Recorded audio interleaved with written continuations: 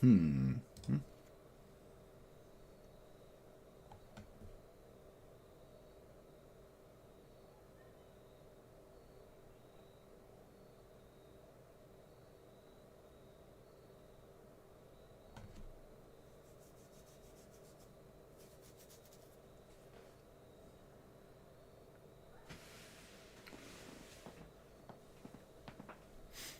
I spent all weekend helping someone move.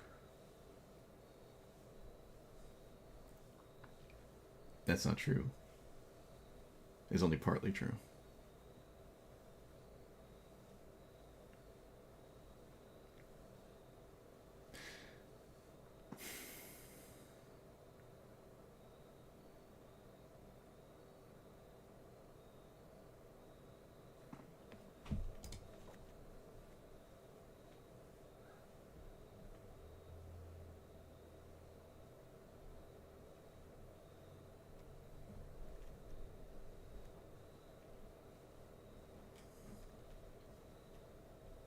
That's what I do.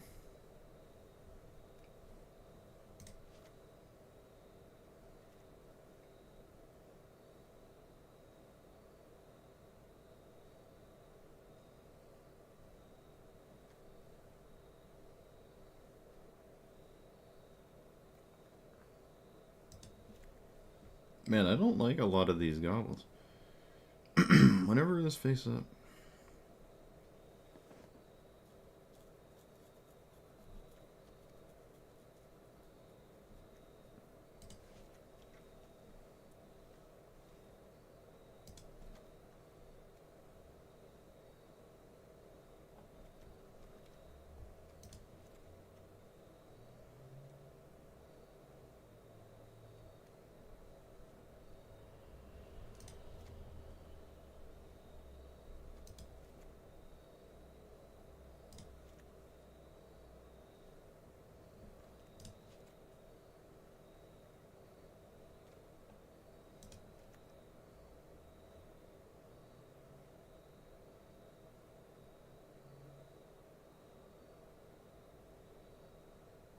Hmm.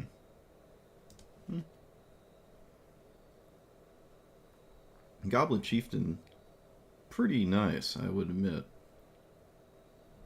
But I think if I'm gonna burn a rare, this might be better. Play the top card, revealed, cast goblin spells. Kind of like this one more. But giving Krenko haste is like nuts. I don't know. We only have one of them. We can only choose one.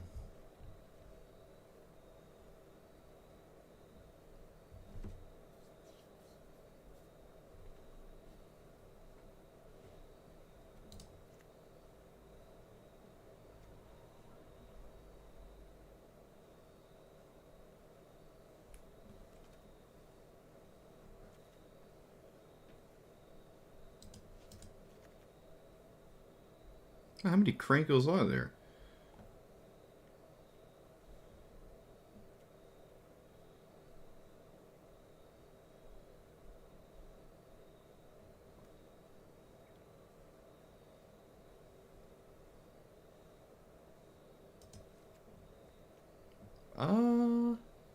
Parting Outburst is alright. What does this one do? Oh, it's another way to one-shot your opponent in the face, huh? Don't know if I like that more than one of the other rares. I'm not sure.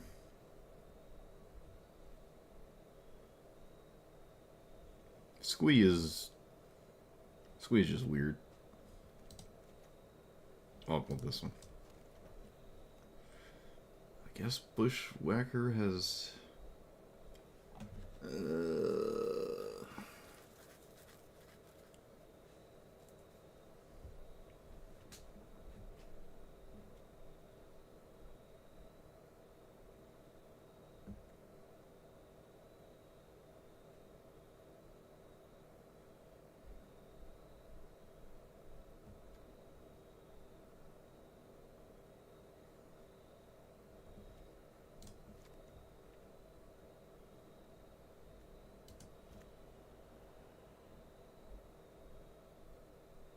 empty the warrens.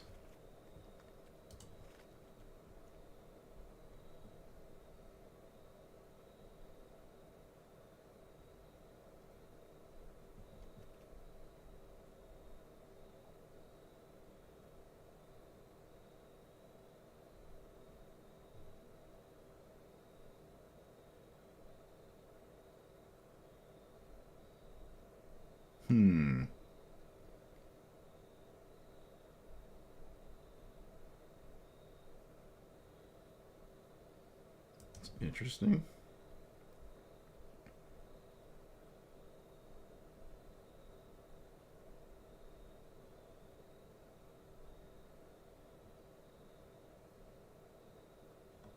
Influx Array has beaten me once. Now I remember. No, I haven't really played Magic Arena since last time I streamed. I'm not doing the Yargle stuff. I'm not making time for that in my life.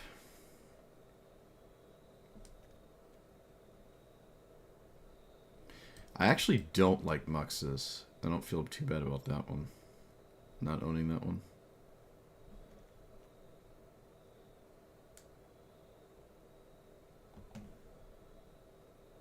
This kind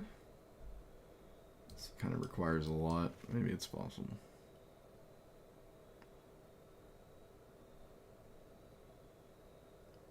Could sack all my goblins to Prospector and then get them all back. I don't know why I would do that though. Why is this a sorcery? What about Trash Master? Sack a goblin, shatter. Why not? Did I get the tutor one? I didn't. Matron. I think that's the only one.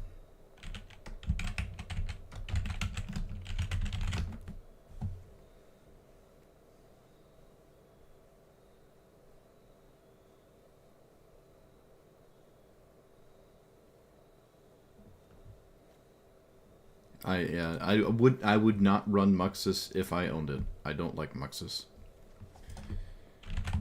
Probably still want Ragavan. I think that's where we're headed here. Run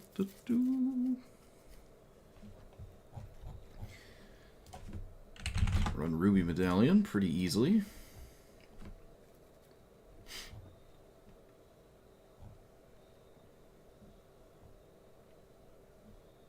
What would I gamble? I don't really know what I would gamble for.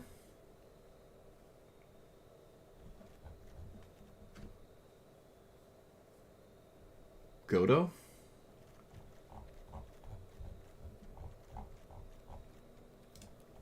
I don't know if I don't know.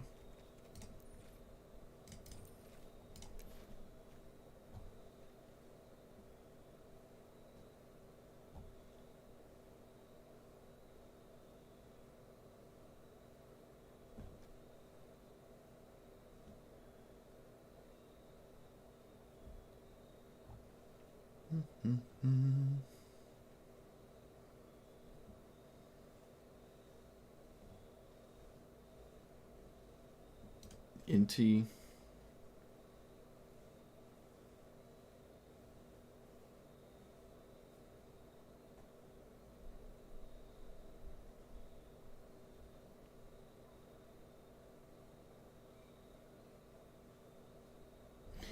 What's the play rate of that card, actually?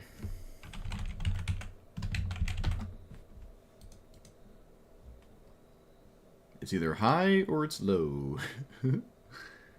I'm going to guess it's low, actually. I'm going to guess it's low. Let's see. Creatures. It's exactly 50%. Muxus is 50%. That is really... And it's in 50% where you have the best goblins ever printed. Because we only have the goblins on Magic Arena. So on Arena, I would imagine it's lower than 50% if it had enough, you know, examples. There's 31,000 examples here. There's not many, probably not that many on Magic Arena. It's definitely lower than 50%. I don't like Muxus. I would advise you not play Muxus. Blood Moon. Blood Moon, Winter Moon. It's definitely lining up for that kind of stuff. This is a format with Ancient Tomb, Gemstone, Caverns, and Strip Mines. Magus.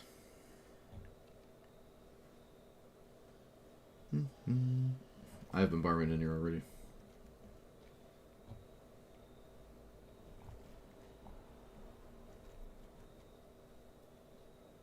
I kind of like don't care about Screaming Nemesis.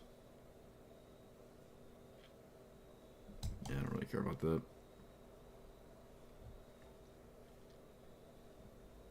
Does this make a goblin? No.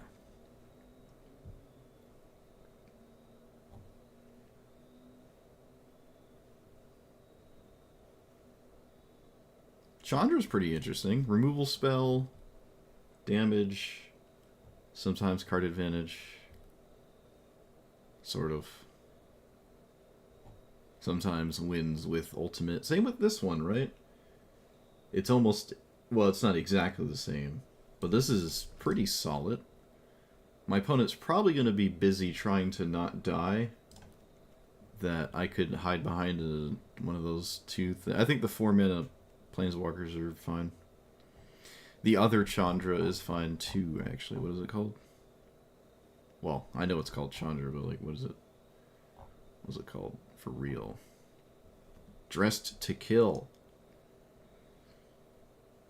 Exile top 5. Red spells. Yeah, it's another one that works.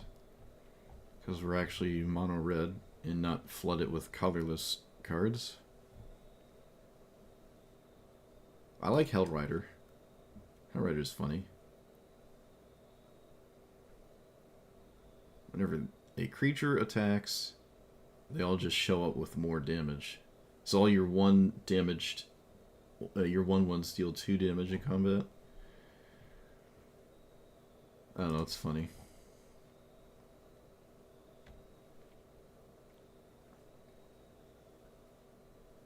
Battle Driver is the other one, right? Yeah, enters, and they all get +2/+0. This means, assuming like you could play Krenko and then this, and then tap Krenko and probably kill your opponent. Assuming you have critical mass. I don't know what critical mass looks like though. If it's too crazy, this just might not work.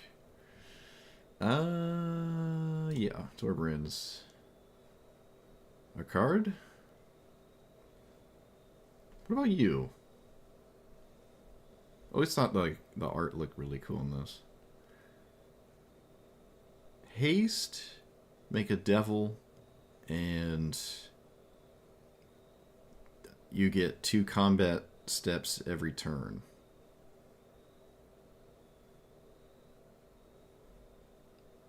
You can untap. Oh, this. Oh yeah, I mean it untaps Krenko. I'm acting like I'm gonna ever get to the ultimate, but I don't know.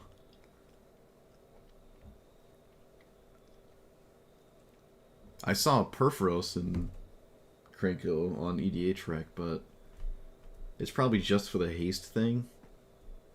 I don't really care about that much. If that's a problem, then we have greater issues here.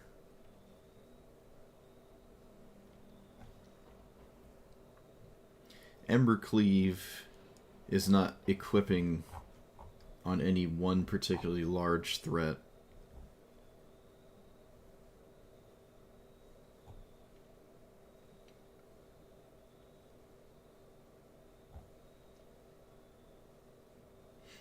Prospector Banefire can skip the... Well, nah, that's just not... It's not going to work. Well, Castle. Arena of Glory. Yep, don't want to forget that one. This makes goblins or spirits? Makes spirits.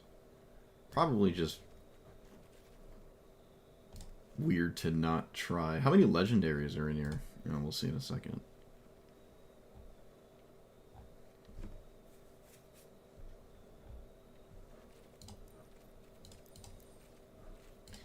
What's the red monument?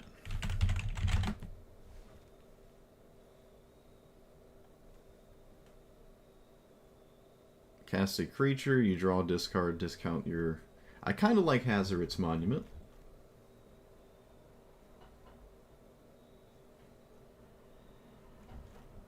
I think.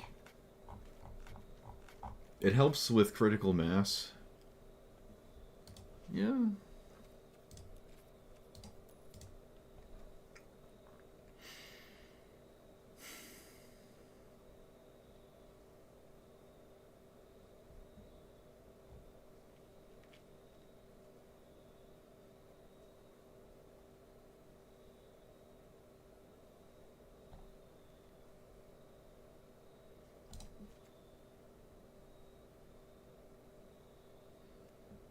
Oh, I didn't I didn't look at changelings.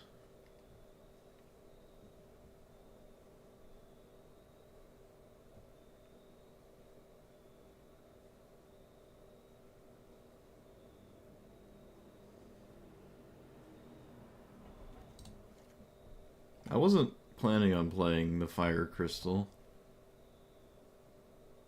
It costs 4 mana. That's kind of insane for a... I don't think I'm playing Strip Mine. It's kind of insane for a mana ramp spell in a Goblin deck.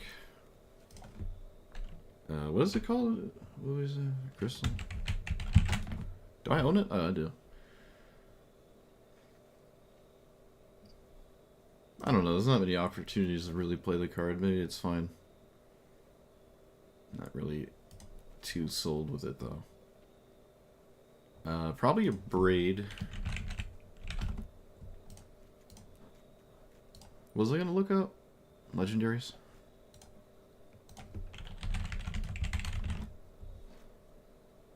Okay. Can probably play Mox Amber. With that many legendaries.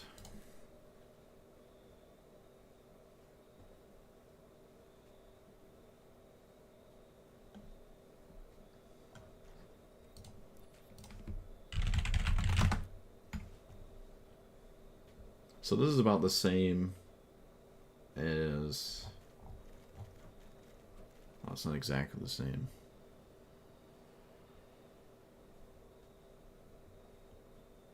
I think Faceless Agent's interesting. I mean, it's a goblin that just finds another goblin. So it, like, replaces itself. Costs 3. It doesn't get discounted by any of the ruby or the crystal.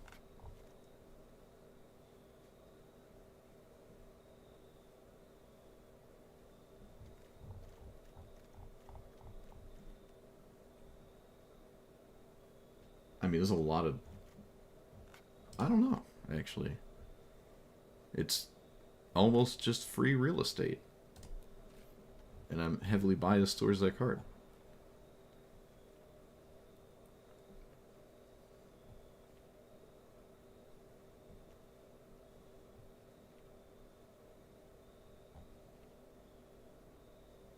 I feel like I don't want gamble, actually. What would I gamble for? It's also kind of weird to not play Goblin Chieftain in a Goblin deck. But I think Snoop is just better. Is it?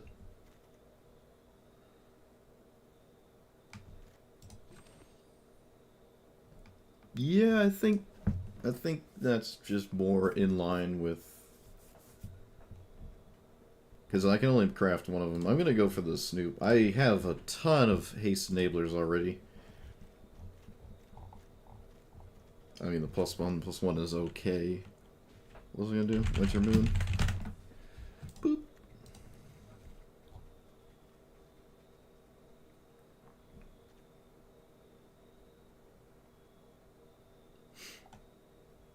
Tana with the resub.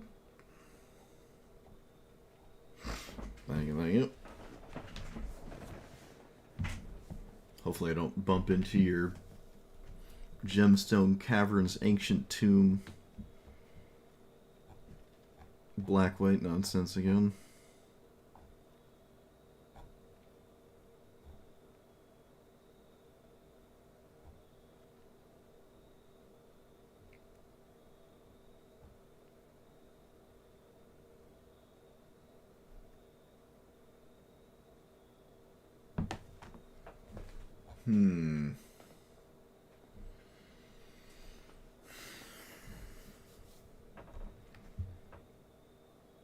Impact Tremors is another interesting one.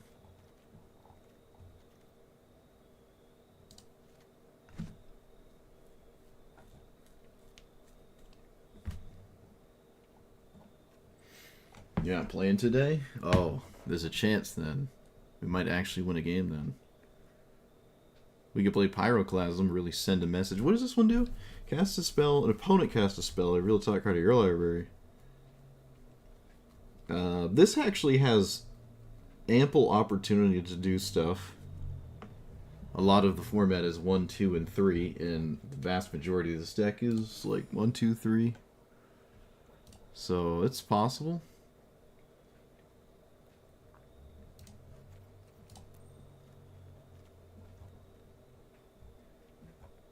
Three Tree City.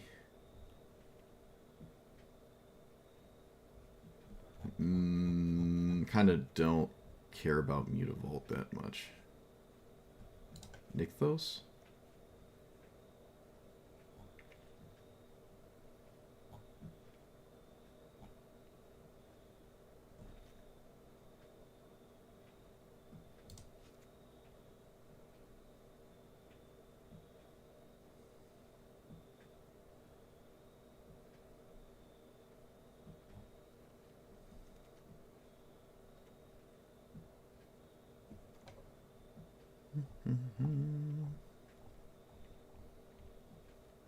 I would imagine most of the time it does do nothing.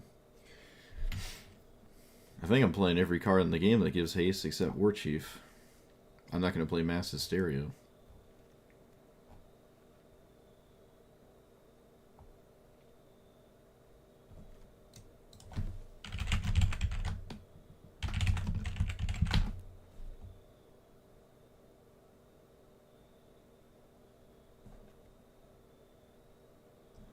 Teachings?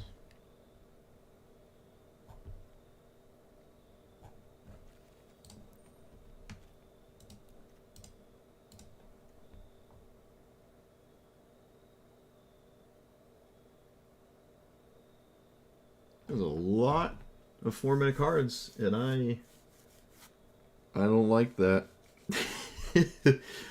That's an awful lot of 4-minute cards. That doesn't seem right. That does not seem right.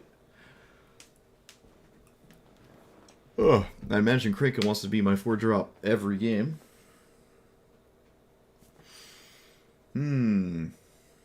How did that happen?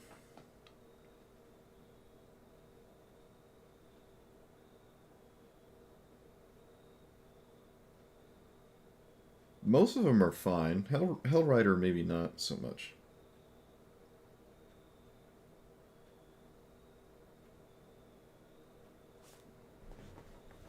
Alright, for the sake of not losing to Llanowar Elves every single game, I'm gonna take out like the weird 4-drops.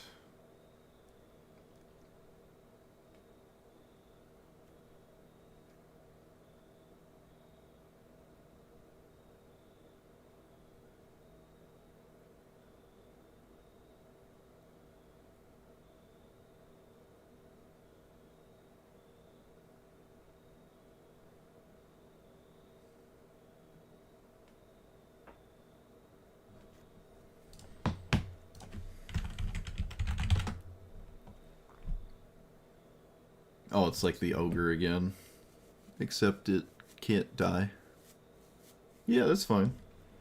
I think I like that more than the ogre. Maybe I don't have to play the ogre. I could play both still.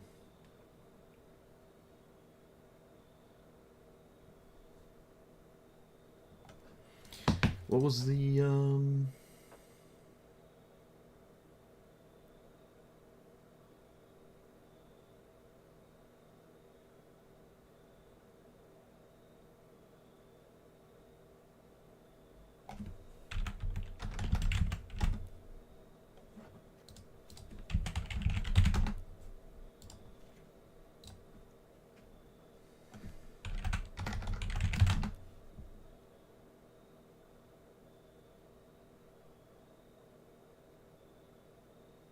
No, no active treasons.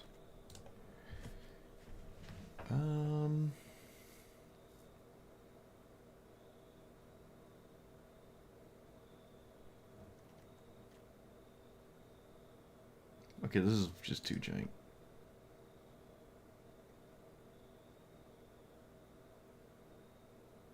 I don't think we're interested in planeswalkers, actually. I'm trying to kill my opponent. I'm just trying to not play those.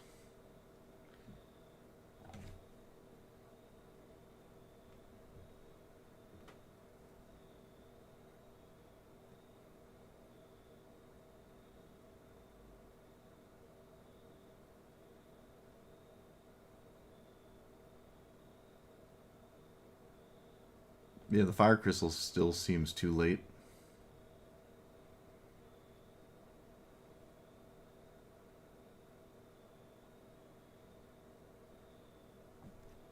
I like this Chandra. I don't like it at 4, but I like it on 3.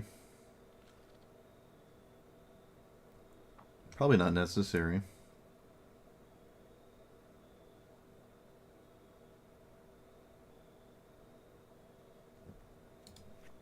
Probably not necessary.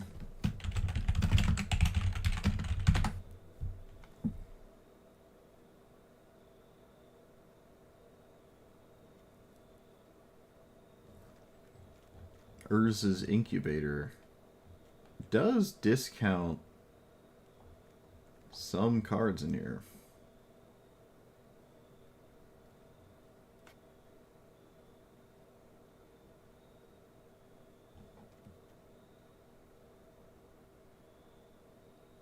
This is interesting. Herald's Horn is also neat. Herald's Horn might just be better than Incubator because I don't really need a discount by 2. And this draws cards.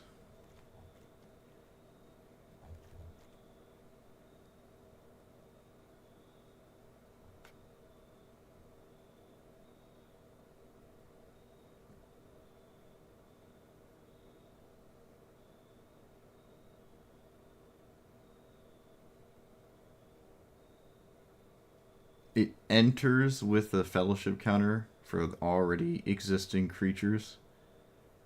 And then they get large for that and you can't change it. No, I don't like this.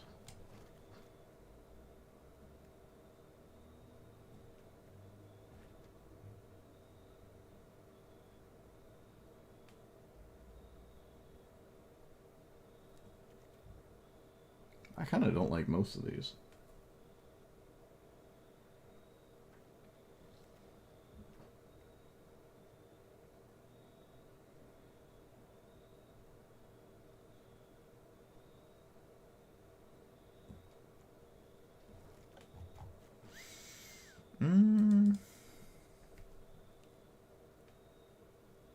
Maybe that one.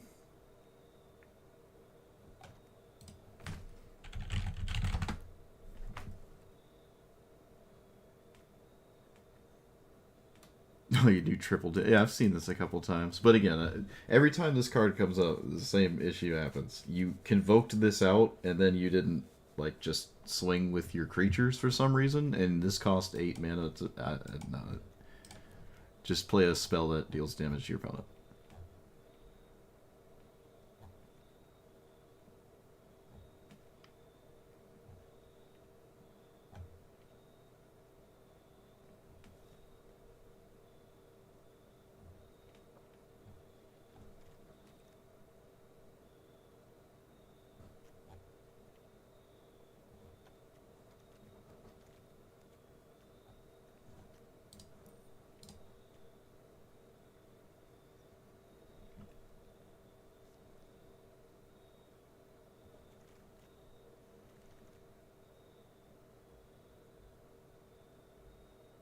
Hmm.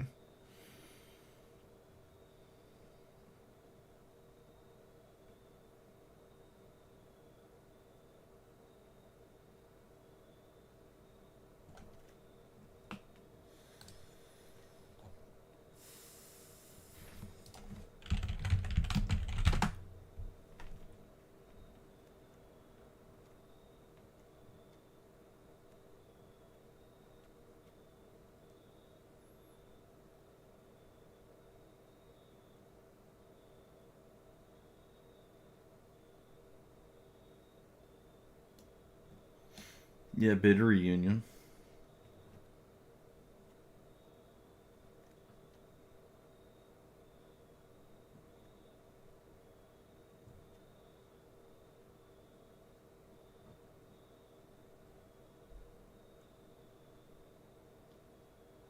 I'll play the banner.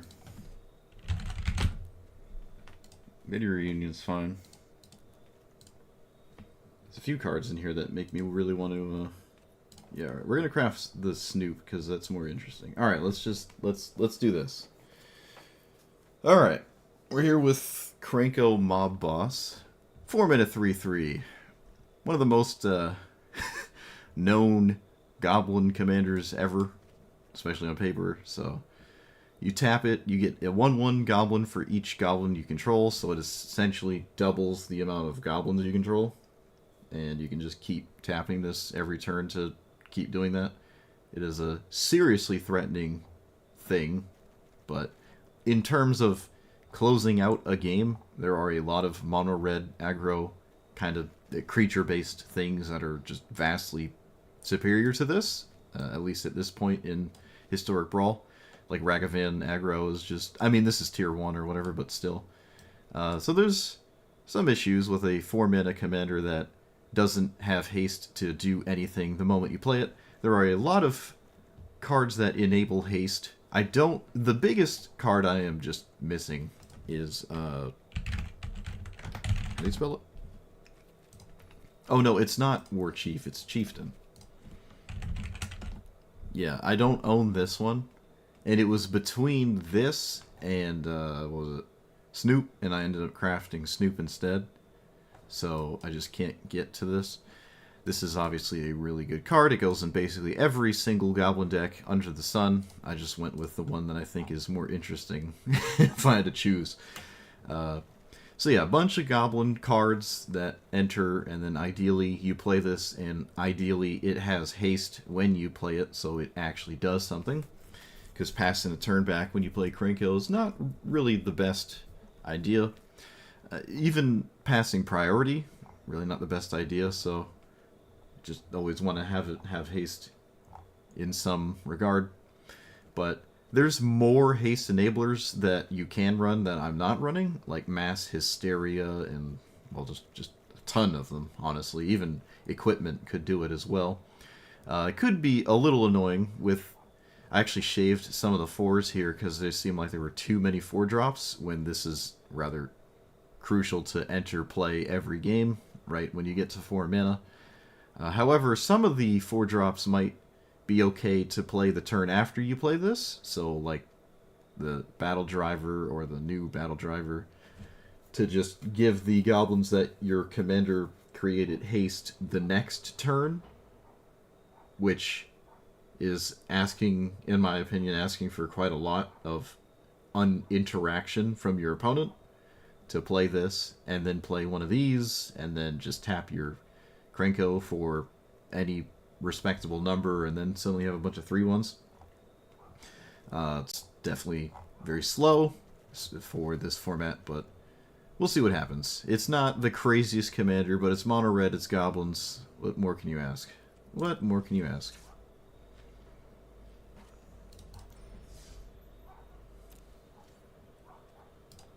Oh wait, what's my quest? Green or black? It's 750. Not today, says Magic. Not today.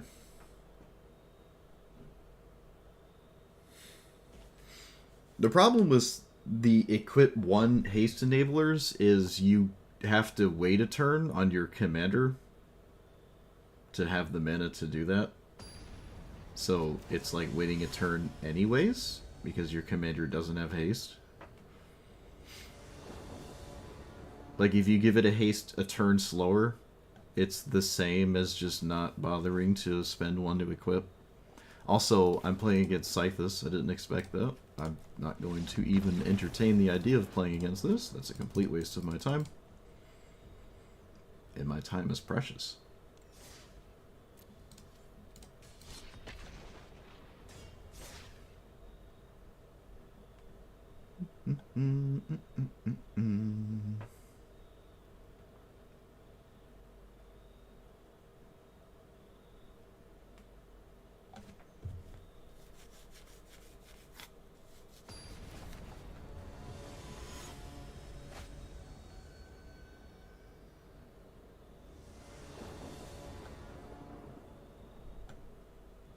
Winter Moon's not going to do much. I can probably get rid of it with Gemstone. Yeah.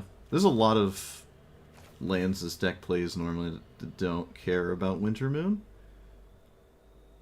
There's also the rest of my hand. I mean, I could actually get rid of Ringleader. Yeah, maybe that's fine.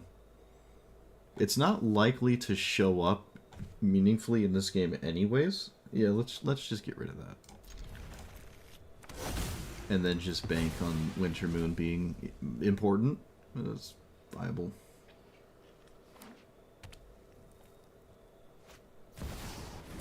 Alright, well, that's incredibly annoying. I suppose I will do the same back to you. To make it less annoying. Haha! Enjoy my 2-card mind control.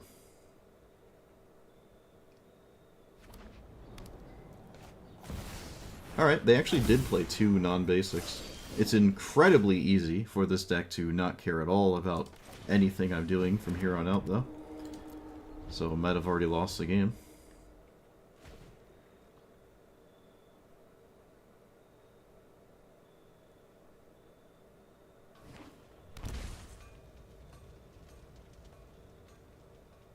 Goblin Bombardment, easily the best card here.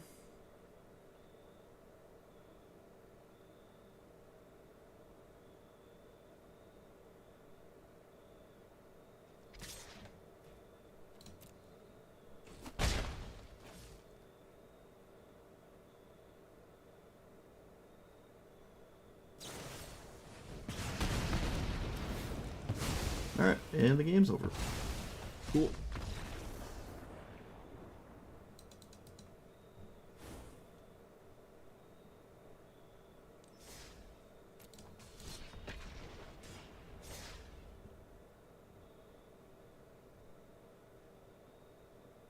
I can't really afford to miss a land there. That definitely really didn't help.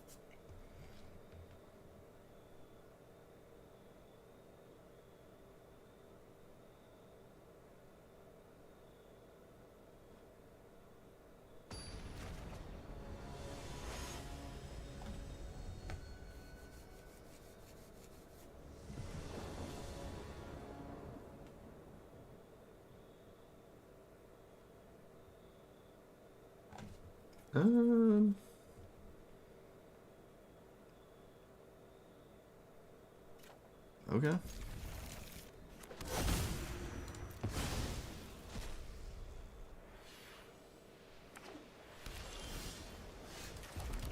We're snooping. They have a bounce spell?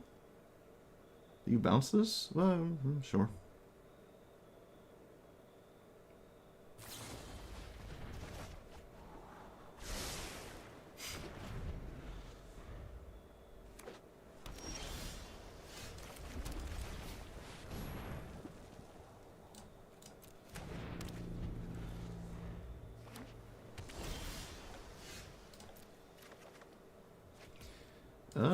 Yeah, we play this.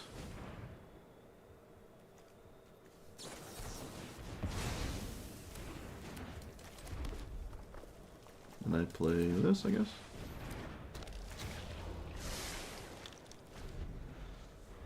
I'm probably losing come next turn here. If I don't get something going. Probably just lost. I mean, if they now that they flickered it, I can lose this turn if they have really anything ever. So let's play that. Okay, maybe they don't have anything. Oh, no, they do. Of course they do. Okay, now I need my opponent to not have over half of the cards in their entire deck.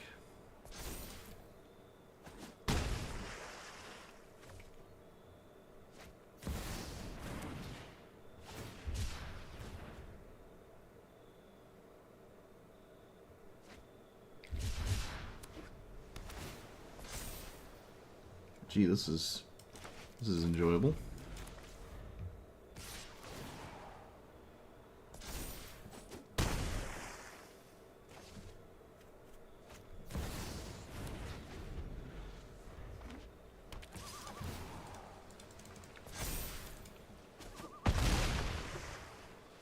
Do I get to play the game? Nope.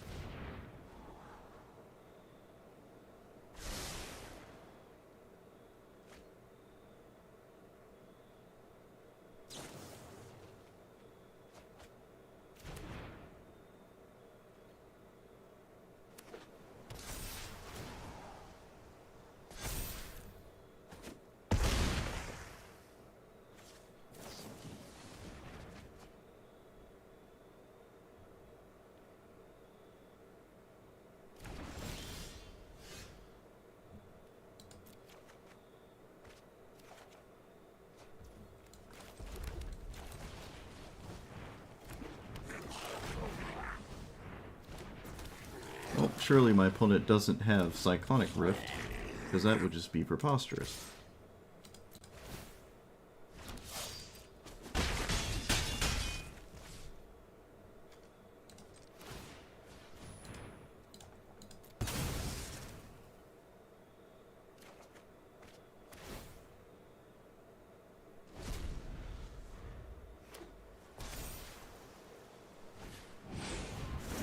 Oh, I just have a mass bounce spell. Alright, well, I played about 2 turns and my opponent played 25. Cool.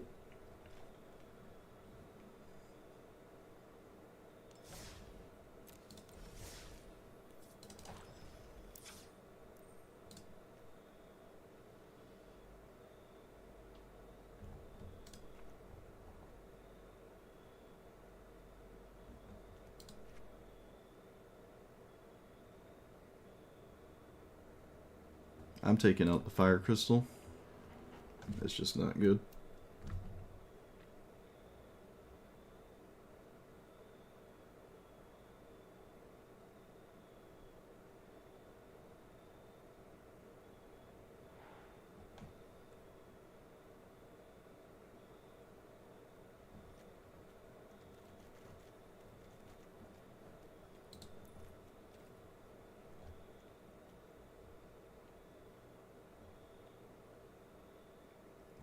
Still don't really like Gamble.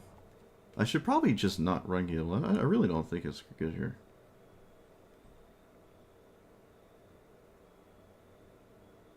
Guess I'll play Shock. Striker Rich is fine.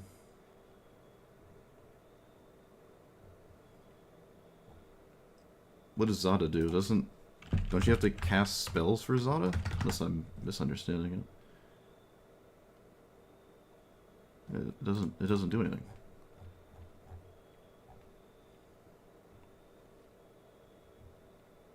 Does this give haste?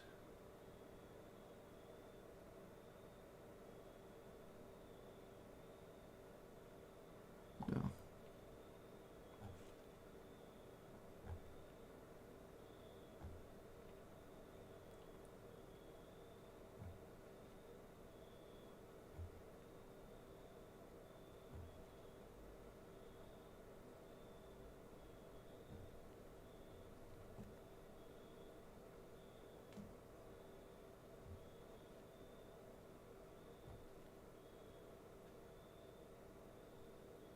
Eidolon? Well, that's a lot of self-damage.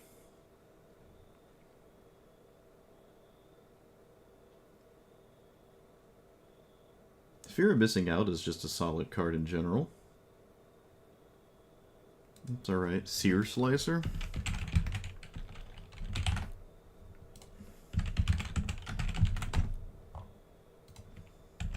Oh, apparently I don't.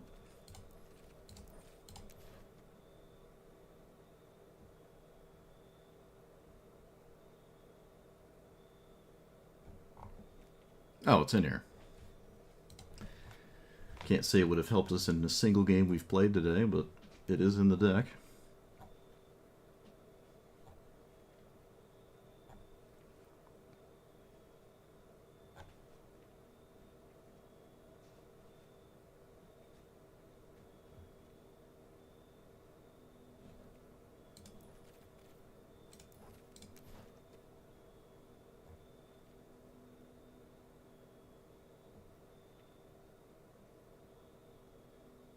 Spike Field Hazard is debatable.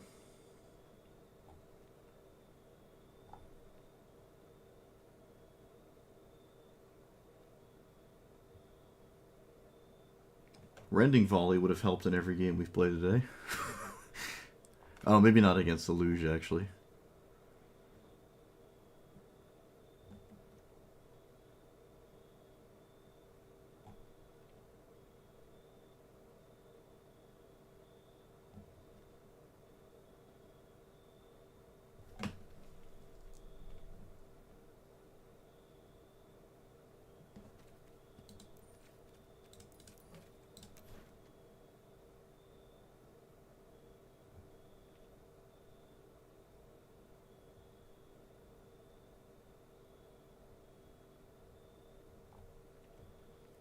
Shove aside is fine. Let's do that.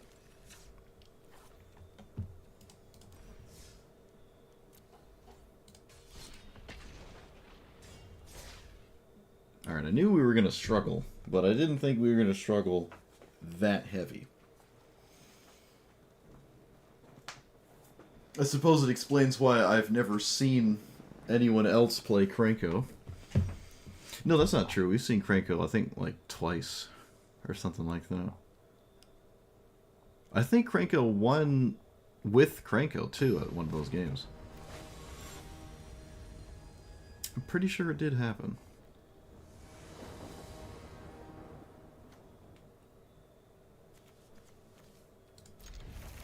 The one drop is a little weird, but I like the threes. I'm also on the play. Huh. I just didn't expect that one. Let's play this. So it depends what they do here, but we could Magus pretty up. Oh, there it goes up. Never mind. If that's the case, we shall play this.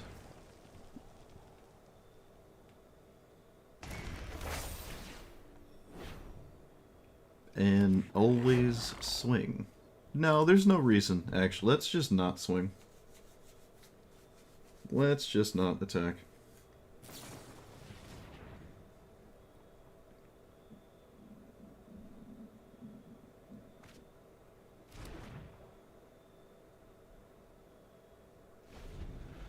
They had a 1-minute card there. I think you can sack that without a target, is what that was. Aether Channel. Does this bounce the 2/2? Or is it draw a card? Sure. You can swing with the L-Say. Oh, they don't swing with this now. Let's get rid of... kind of like everything here. I kind of like everything here. So, nothing. We can play Krenko, which forces our opponent to do something about it. Or I can stop my opponent from playing their commander. I kind of like that a little bit more. Yeah, I'll just play this, and this could do something. It's not... it's definitely not at its strongest here. Removing white is not really that crazy.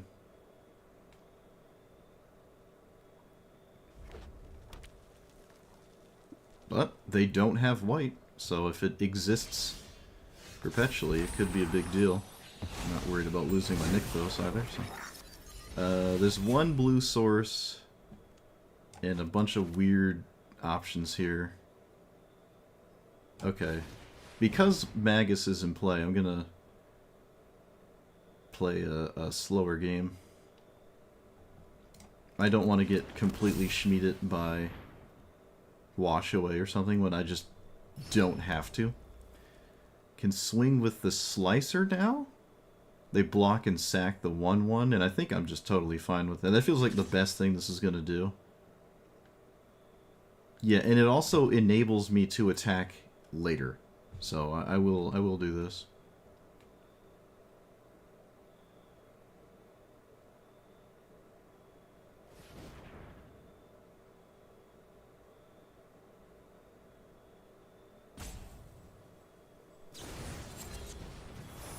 Alright, so they did have resources to stop that.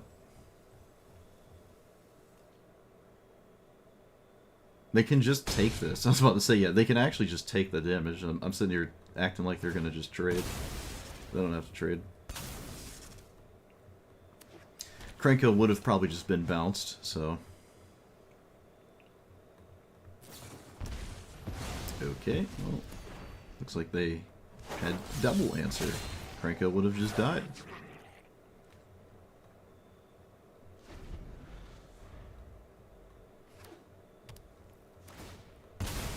And then they have the perfect fetch land for basic plains. Excellent. Of course they do.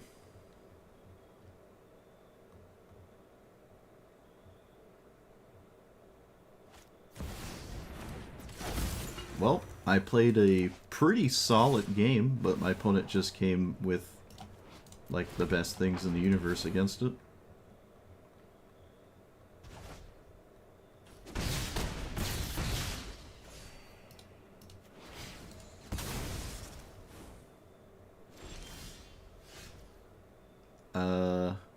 Not really stopping anything with Magus.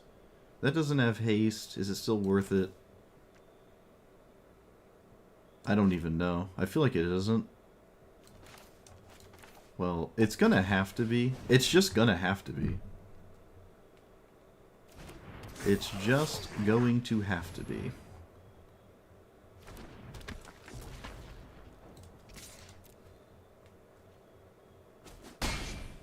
Who knows? Maybe there's a double white spell that's really important.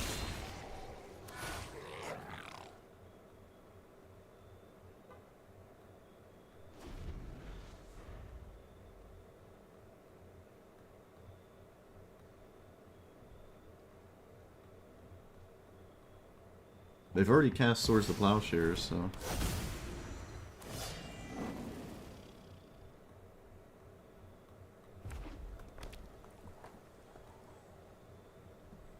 Yeah, it does turn off my Nykthos.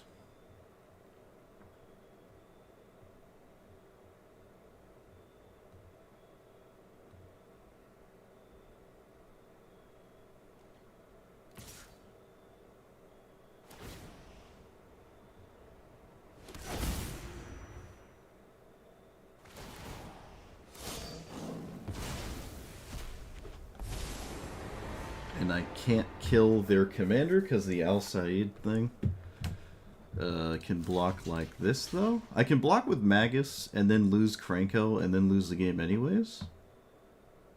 So it doesn't really matter. If they block there and do that, this doesn't change anything. Yeah, it doesn't change anything.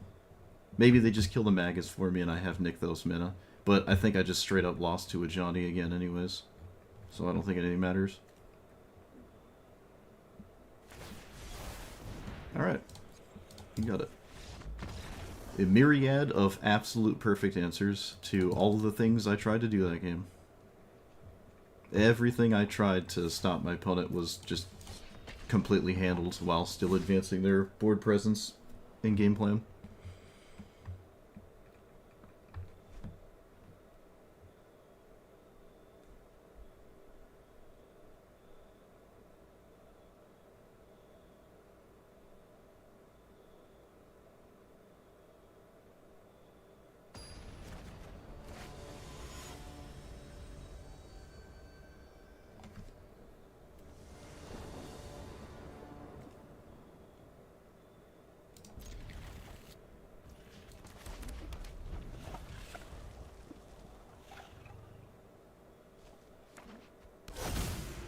That's a weird turn one play from... Oh, no. Not anymore. Let's play this.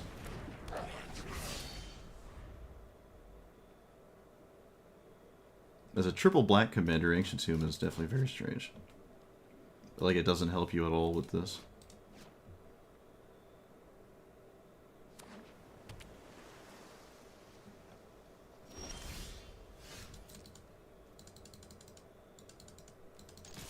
Relic Robber. Play Krenko?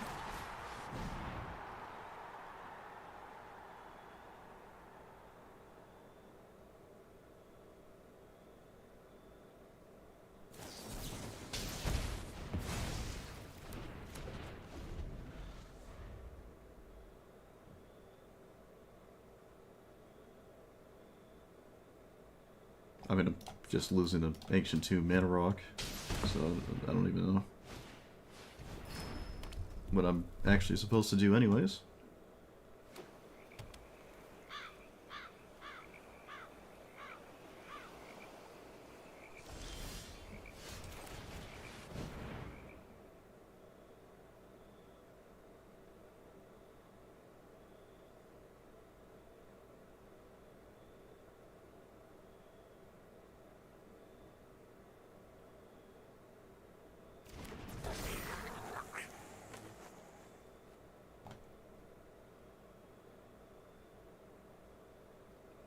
Oh my goodness, please.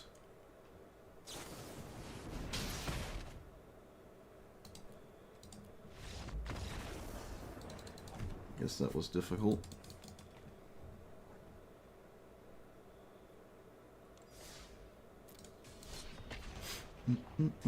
Any Convoke card be good with Krenko? Sure. I don't know how that would solve anything. Krenko being in play is the first thing you gotta worry about, and we haven't done that. I don't care about Krenko payoffs. Win more cards with your 4-mana do-nothing commander is the last thing you should be thinking about in a deck like this. Critical mass of goblins is step 1, and I have not accomplished step 1 a single time.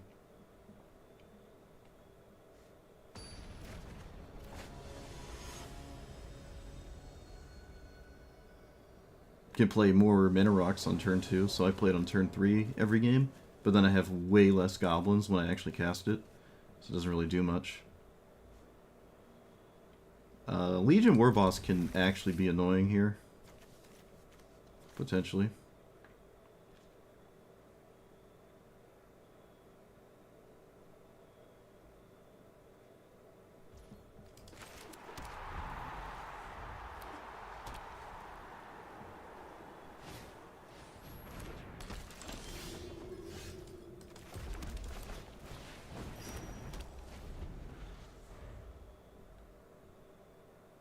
Maybe I play... No, don't do that.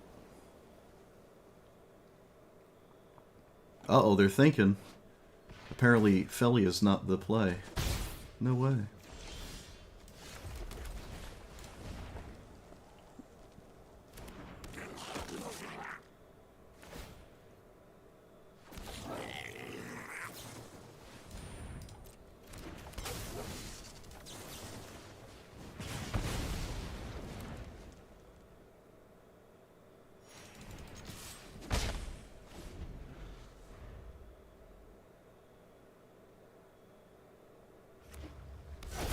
Dog.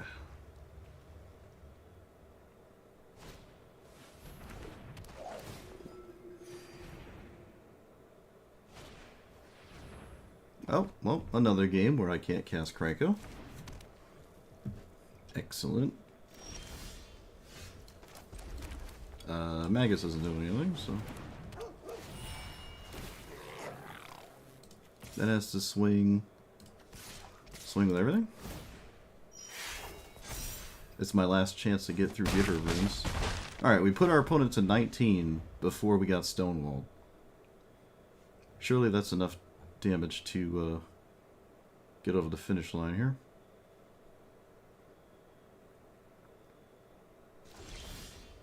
Okay. Does this change anything? No. Okay, well, Commander it is. That's what we came here for.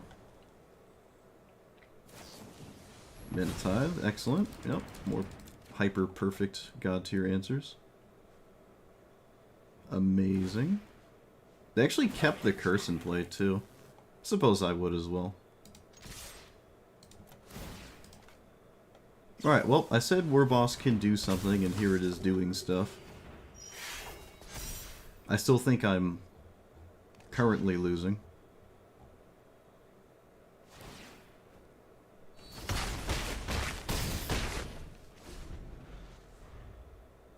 Surprised they didn't draw with the curse. They were looking for a land. I feel like that would be a good idea in this spot, but oh, maybe not.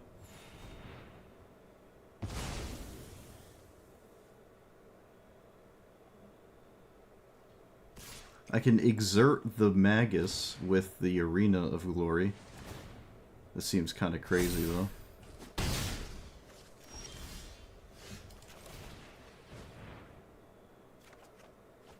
Oh, yes. Willy Goblin.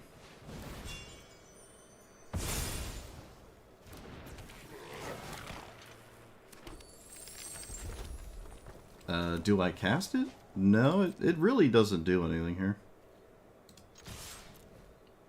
Oh, I shouldn't have swung with the 1/1. Ah, it doesn't matter. It doesn't matter.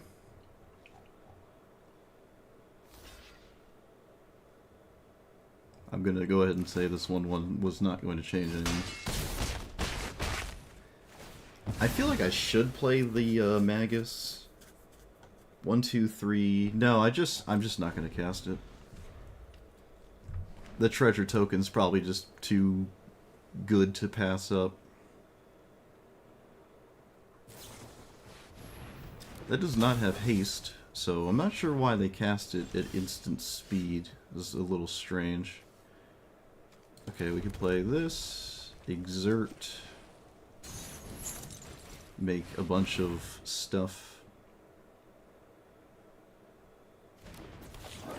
This would be a peculiar game to win. But we're doing our best impression at trying to win.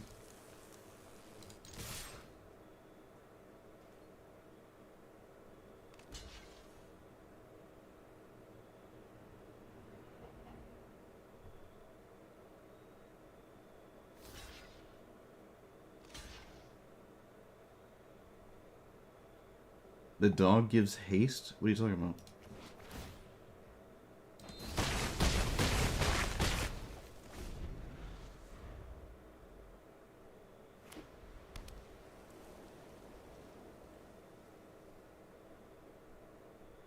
Oh, my dog. Sure. Yeah, yes.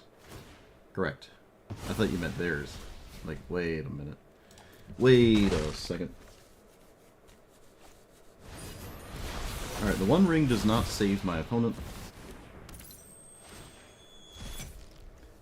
Move your commander to the command zone? No. What? Why did it stay exiled?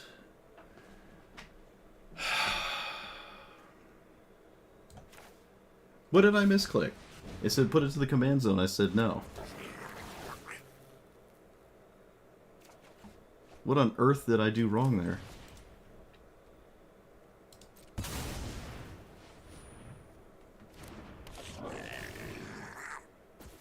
Oh, the Containment Priest. Alright. Yep, wasn't on my radar as an out. That's hilarious. Okay, sure. Yeah, interactions. I've never had that happen before. Fair enough. Fair enough. It is what it is. Can't get upset at my opponent for that one. So the One Ring still doesn't save my opponent. And I am presenting serious lethal here.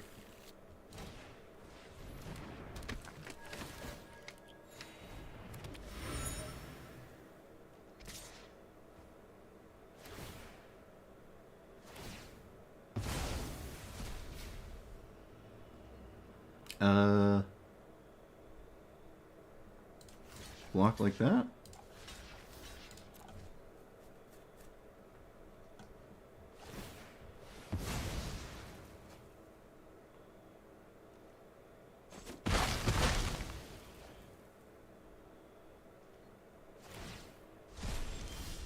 Blood Moon still doing nothing. Well, I mean, it's the same as this card. It's just a different one. Should I play it? Probably not.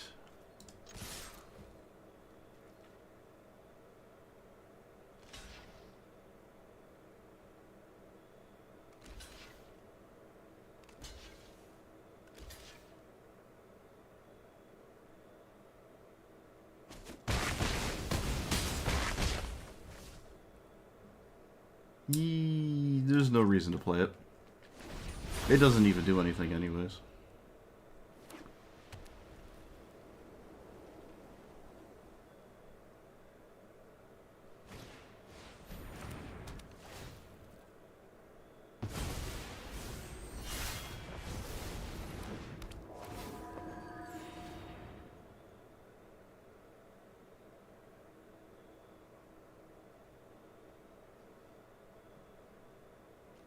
I have no idea what I can draw now.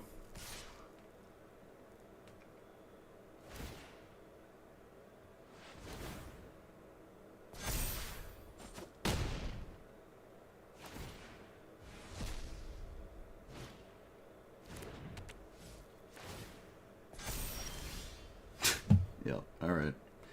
That figures. Whatever. Alright, should have put my commander to the command zone, just wasn't sure. I couldn't have cast it again anyways, so it didn't matter. But that was obviously a massive mistake. Oh, well, with the 3-tree city... No, I don't have enough. No, I wouldn't have done it.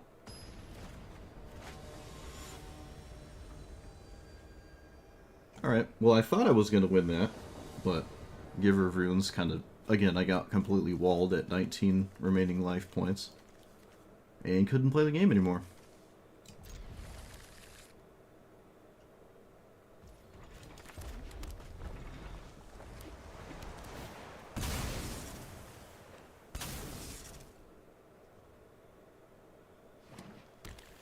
But now I know how Containment Priest works, at least. Take those, I guess. Yeah, we'll play this one. They're kind of similar.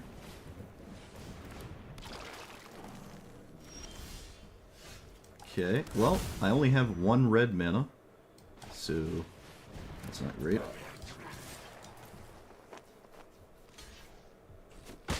Would ideally, I don't know, probably Flame Slashing was the right thing because this is the smoothest brain strategy of all time. It goes 2 into 4 every single game. I probably wanted to just kill this. Alright, looks like it didn't, I wasn't actually super punished for not killing it.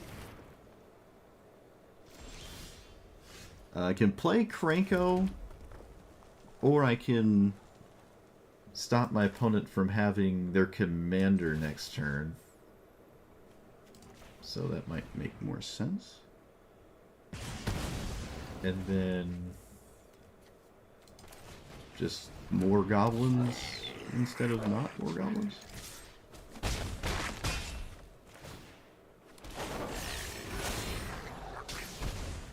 This could actually be very annoying as well.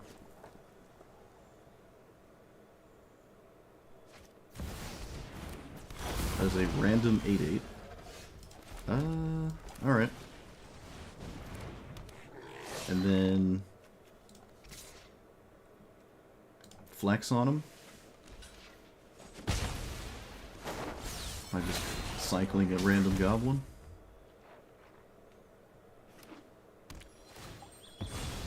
Atali's not going to cut it. Well, I mean it can, but it's most likely not going to do it.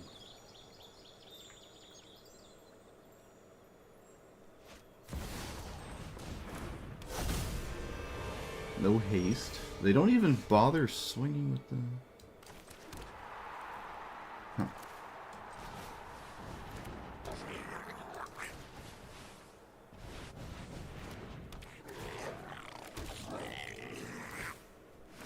Alright, so we sack Goblins. Don't think it really matters which one, I guess that. And I can just Alpha Strike because they're all functionally the same. Actually, maybe not swing with... No, we... Maybe it doesn't matter. Block, block. Because it doesn't matter and they're dead in one swing, I'm just not going to swing. They have to deal with the board regardless. 5 damage isn't going to change a single thing. Alright, Atali is extremely unlikely to do anything. And it does not do anything. They got power balance. Look at that. Look at that. Yep. It's not going to steal anything out of my deck. And if they play a giant creature out of theirs, most of them don't really do anything. I guess Emrakul would do it. Like, there were cards. They'd have to be playing Emrakul, though. But yeah, if they're not going to do anything. Yeah, this is why the attack doesn't matter. I might as well have more blockers to stop some kind of crazy Atali haste enabler on top of a giant trampler or something like that. But I don't know, I think I would still have died to, say, Craterhoof Behemoth. Again, another very strange card Atali doesn't really play anyways, but... Okay.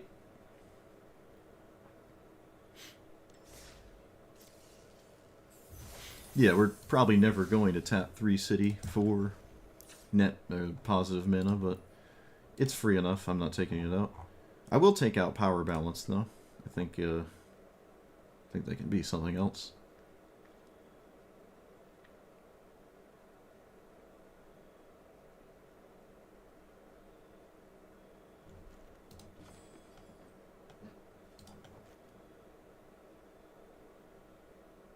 I don't even like Torbran.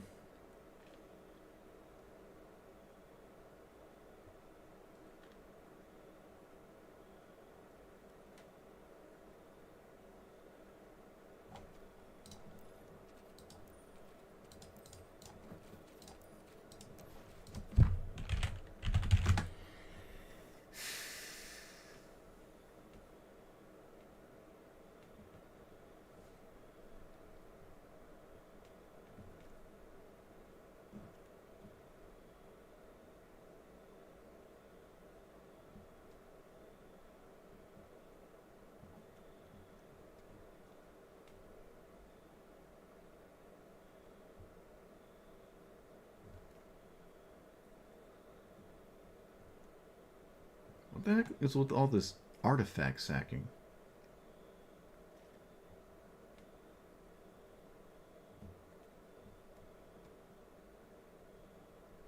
Oh, I don't have the other... I don't have Goblin Rabble Master. That would be another good one. Chain Whirler has been almost completely useless.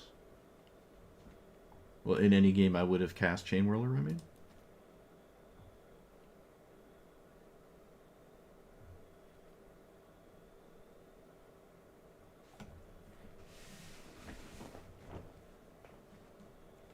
What does this flip into? A 4/4 when attacks deal 2 damage.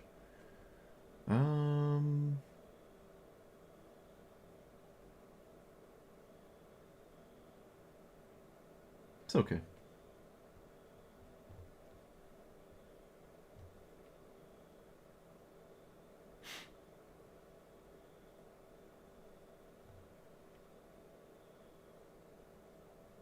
How will Squalid Heavy's already in here?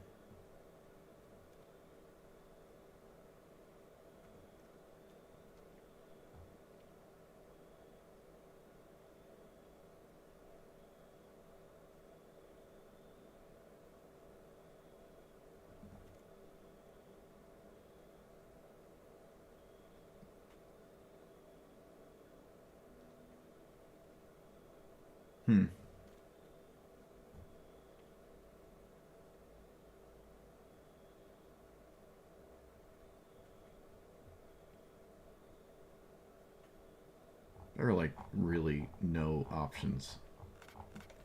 Ugh.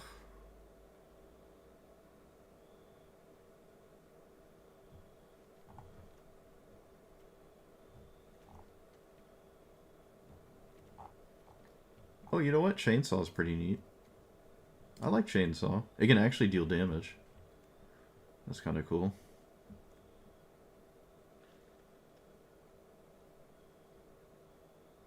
Alright.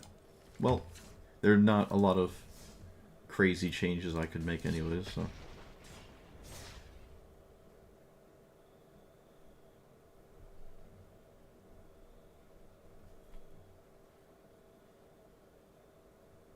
It is funny how, like, super aggressive strategies are kind of not at the forefront in this format. It's like the only format in Magic where there isn't, like, a super amazing aggro deck.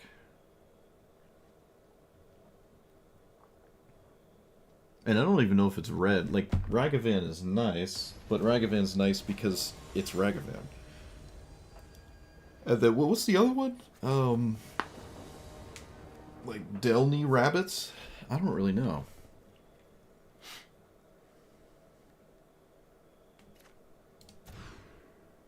The aggro decks are kind of like Gemstone Cavern Ancient Tomb is like the aggro of this format, but every deck can just play those, so it like doesn't really matter. Well, my opponent went the old 1 into 3 on the play, and I lost instantly. Look at that. Who would have guessed? Who would have guessed I couldn't beat the best thing you can do in the game? I cannot beat that on turn 3.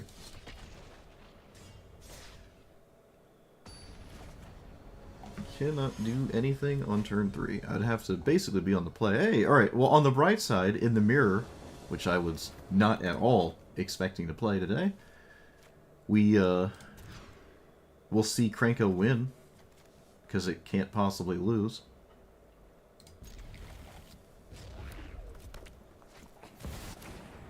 I have yet to have that happen.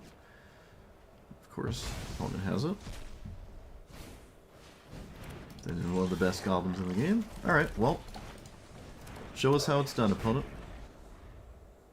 How do you play goblins? How come we can't draw like this? Like what? How come I can't draw like this? Someone want to explain to me why I can't draw like this? They also have Nykthos? Okay. Oh, then there's Fury. What? What?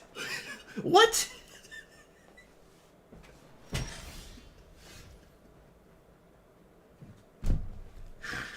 What? You got it. Alright, take notes. So our actual issue is we just have to draw better. I see. I didn't know that. I was sitting there trying to change cards out of my deck. What we actually have to do is just literally draw better. Okay.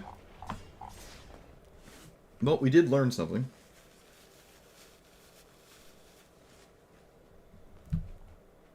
We did learn something. Just draw better.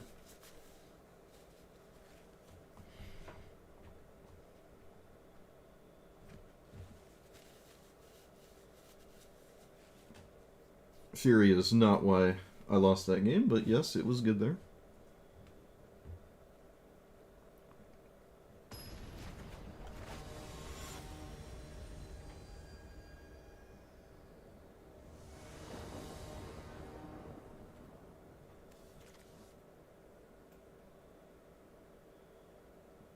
I think this constitutes drawing better. No, not really.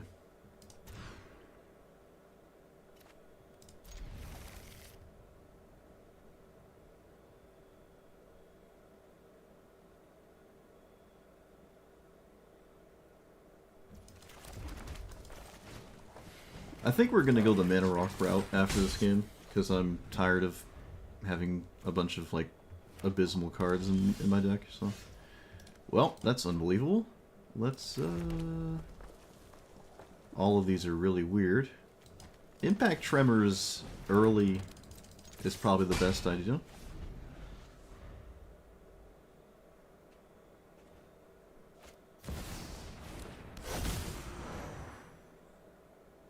I don't think killing this even matters, because they'll just tap a land anyways, and then killing this had no meaning. But I don't really need the 1/1. Like, I might as well just do this. And then...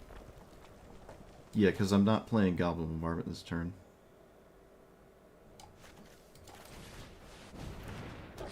I have no idea what's a Goblin Matron. Could be... anything I want it to be. Squee is a recurring threat. Snoop is endless resources, potentially. Let's go with that one. I mean, Ajani. The red-white Ajani is another really good aggro kind of thing, right? Alright, so Strip Mine is a part of this game. Strip Mine is immediately part of this game. I lose one of my mountains, and I can't cast my commander. Okay, they didn't pick up the Strip Mine. I'm really not sure why. I don't understand. So they have Azusa Strip Mine. Do you have the LOL Reanimate a Land Infinitely card? Crucible of Worlds effect, essentially.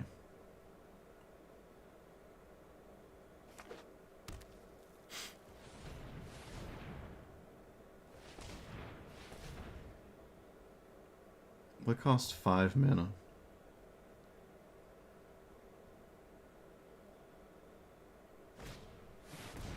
Green Suns for Ice Till Explorer. Alright, cool. Enjoyable.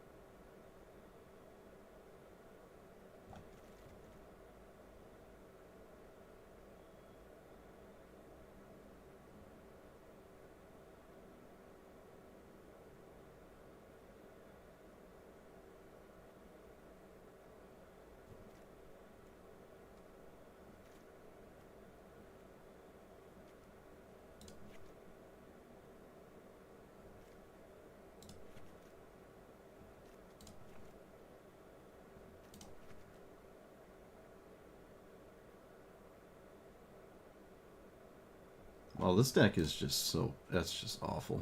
Ugh. So awful. Well, I guess unless you're my opponent, then they can just play perfectly and have the best draws, but for me it's been awful.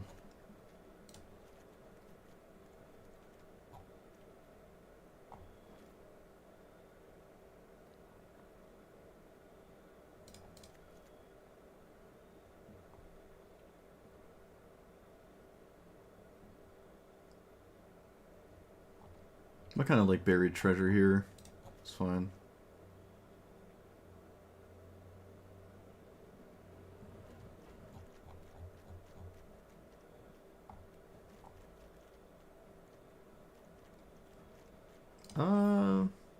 Curve is exceptionally low at this point. I could probably shave 2 lands. Guardian Idol, and I'm fine with Ornithopter. Okay.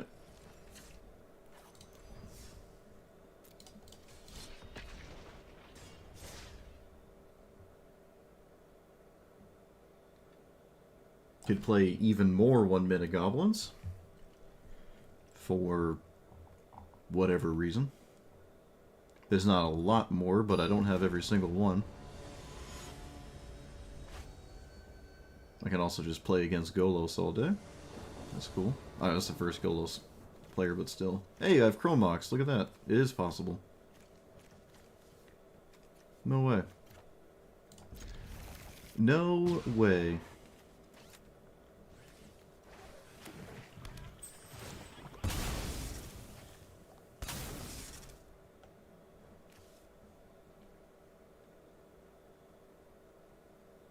I don't even really like Giganta and Golos. That's really weird.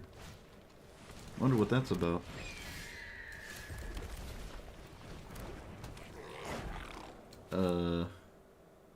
Should probably play this.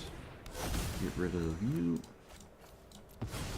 Really wish I could kill Birds of Paradise. If my opponent goes 1 into 3, I guess nothing mattered anyways. But who knows? Maybe I can keep up. It's looking like a 1 into 3 though. I could have sacked the Arsonist. Could have done that. Might have been right to do that. Which feels really bad. It feels so bad to do that, but it might have been right. Vivi is not at all what I expected my opponents to play there. That's crazy.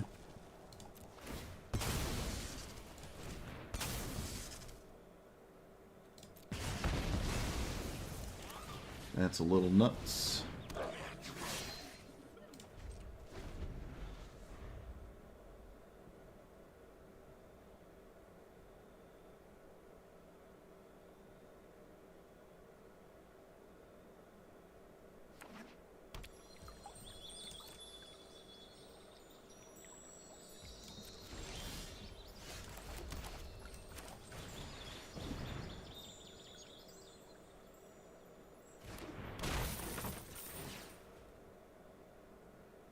Should I sack a goblin to cast this? I think I should. Because if something's dealt with on my board, I just want as much mana in play as possible. Think that's a good idea.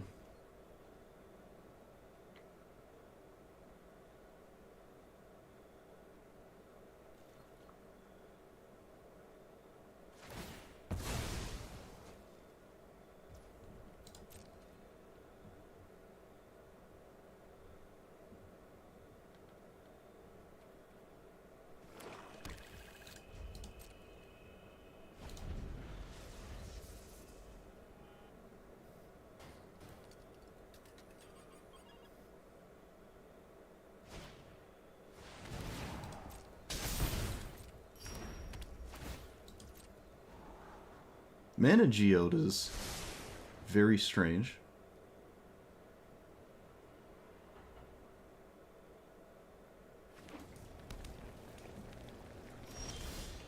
I draw literally nothing, as is tradition. Wait, how does this work? When those attacks put a counter on it, then create a number of goblins equal to its power.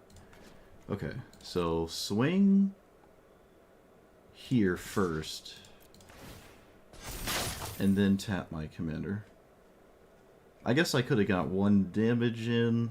I just want critical mass. I don't think 1 damage is going to change anything. They also should have just blocked there. I don't know why they didn't.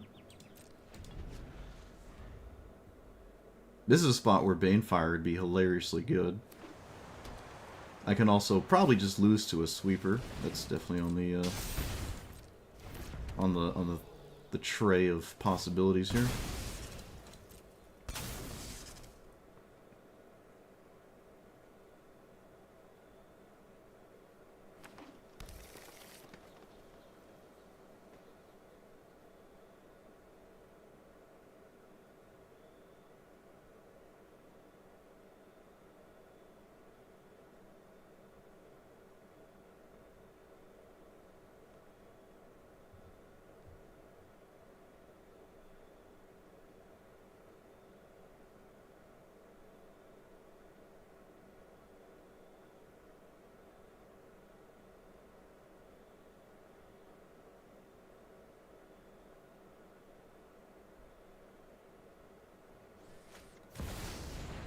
That's just Perforos. My opponent just played Perforos. Okay, this is the craziest Golo list ever. But it's still Golos. Alright, so other goblins have haste. Wow, we just did it. Okay, if they blocked... Really? Block here. 11, 12, 13, 14. You are not dead. They were dead to this top deck, but they wouldn't have known that. If I... Right? There's no haste enabler in play or anything. Yeah, they don't know about this card. So if I swing all out, and they block here, they take 11, 12, 13, 14... Yeah, they don't die here. This is an early concession. Huh. I wasn't punished for killing the Birds of Paradise. That's ideal. But yeah, we did top deck lethal effectively. Okay. Very strange. It's not a good sign when all of my wins, I have to say, that was a weird game. That is not a good sign.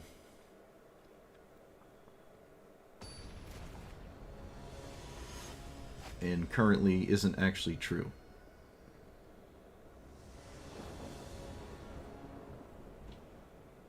Thus far.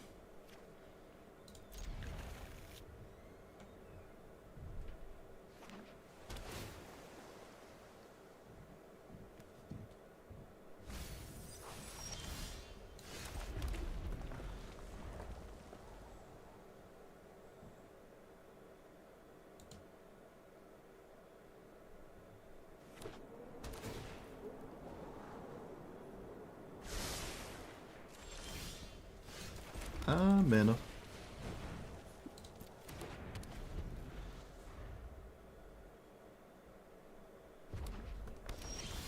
Bitter Union can get rid of something.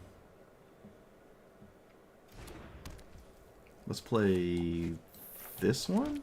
Doesn't really matter. Let's play more mana? Yeah, I should play more mana this turn cycle.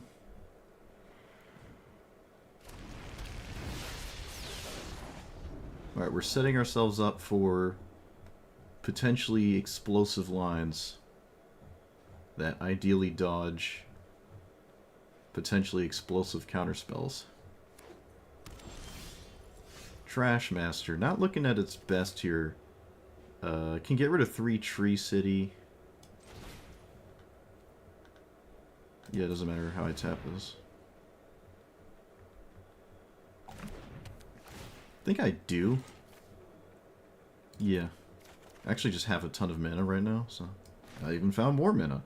So I can play this. Well, because I can't play a 4-drop, I might as well play this and then FOMO. Get rid of Ringleader.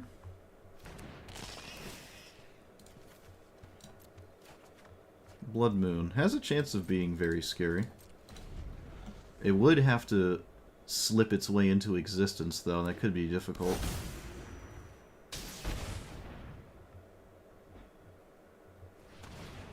Opponent is not at all interested in taking themselves off of blue mana, so not looking great. Let's play you. Let's play... Again, all of my cards, if I get hit by mana drain, I immediately lose. I immediately lose the game. So I'm not really sure. Oh my goodness! Why? Can I afford to do nothing? No, I guess I can't. I just accept that I've lost the game if they have it. That just is what it is. Just accept I've lost the game. They didn't have it, or they have some kind of interaction that they were not interested in using there. Sure.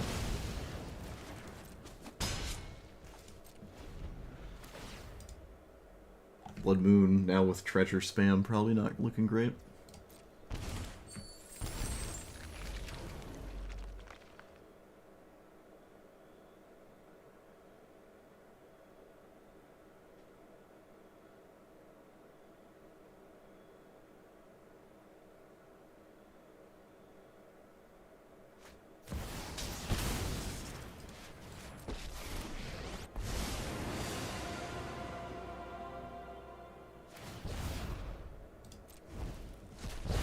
Opponent gets Mox Amber, something I would kind of rather them not have actually gotten there.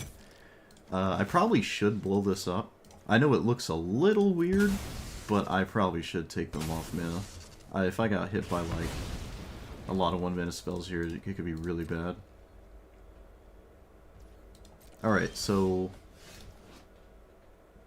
Is another permanent to control. This just wins.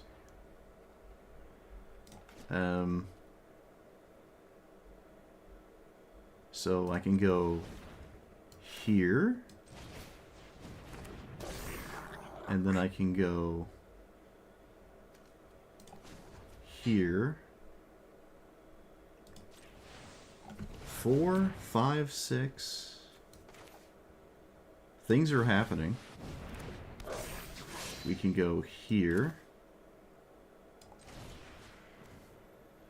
Hold on, wait, let's calm down. Let's give our commander haste. Tap our commander. Shove aside. 1, 2, 3, 4, 5. I have to go here. Yes. My opponent's life total is kind of irrelevant. Can we not sack the... Can I submit more than one at a time? Alright, I don't know how this works the fast way, so I'm just going to do it the safe way. So it doesn't decide what to sacrifice. Alright, so Blood Moon's in play. Which is very significant.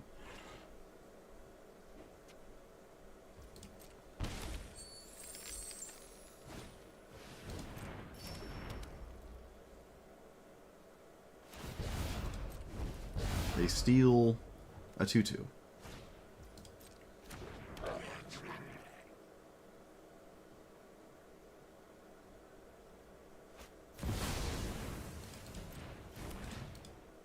they take an extra turn. I'm going to Trash Master the Manosaurus, sacking Prospector.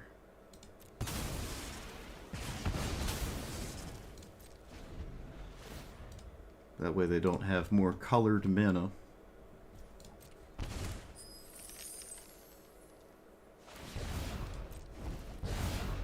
They steal another 2/2.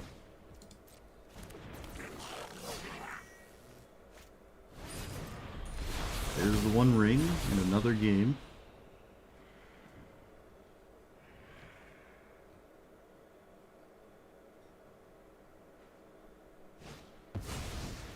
They can't swing with that. That has to get saddled, essentially. I'm a little confused about the attack. I'm a little confused about that. I don't think I completely agree with that attack there. It's a bit strange.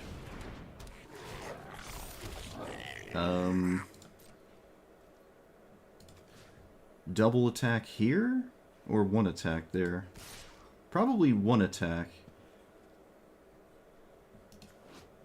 It takes nothing, goes to 10. Do I need more goblins at this point? Alright, I'm just swinging with one. This is fine. I don't believe that the 4 damage is that crucial. And I'll hold the randomly generated 2/2s.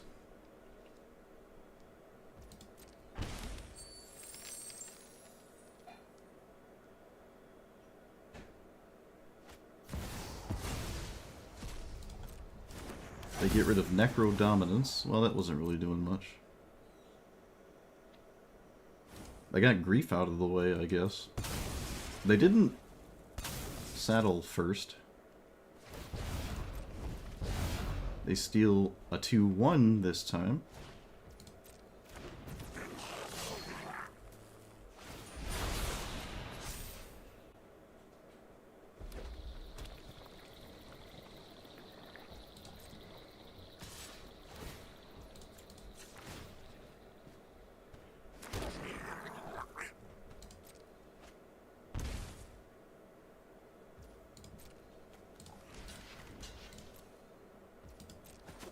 I'm gonna blow up the treasure token.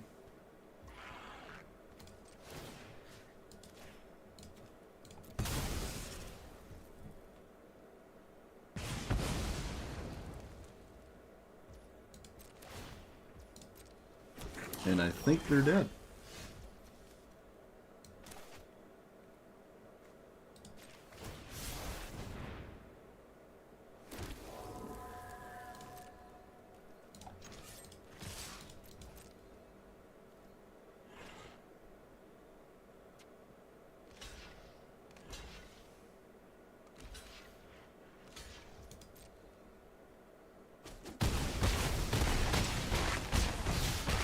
Well, Blood Moon did harass the mana base quite substantially there. But if they did have Ancient Tomb, it would have been dealing a lot more damage over the course of this game. And Nicol Bolas didn't steal anything great. I think there was a point where they probably had to just -4 it and chose not to. Maybe hard to see that, and plussing could effectively do the same thing. Finding blockers is nice, but it's hard to let Krenko just go crazy. But yeah, Blood Moon definitely gave us the edge there. Okay. If I actually didn't have Blood Moon, yeah, it could have been way worse. Alright.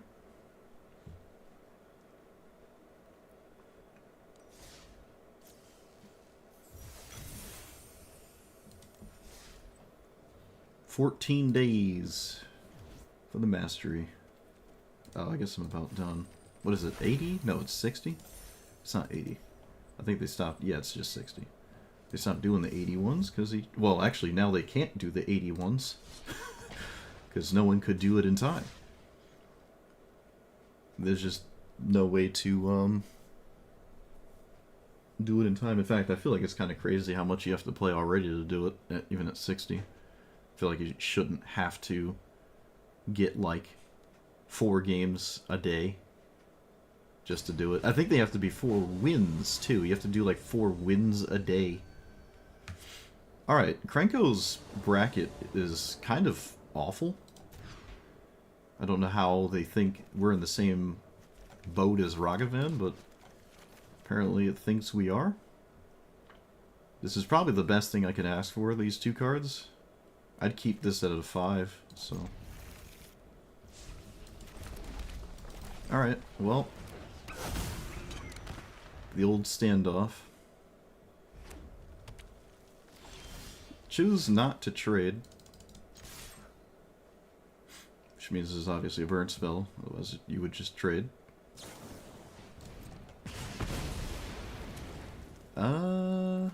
Goblin.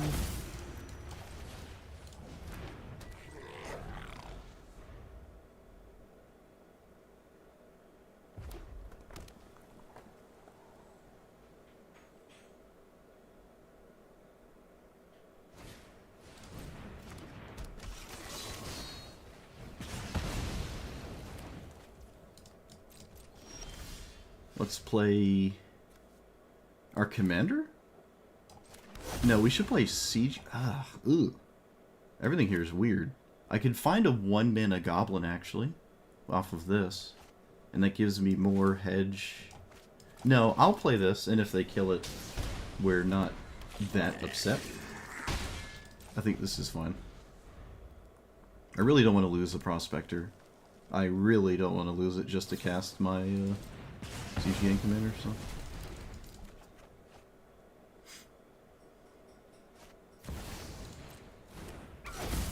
Alright, well, I'm sure Ragavan does more than what they've been doing with it. Triple red. This is unbelievably annoying.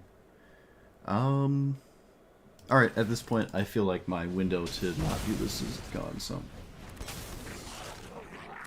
There it is.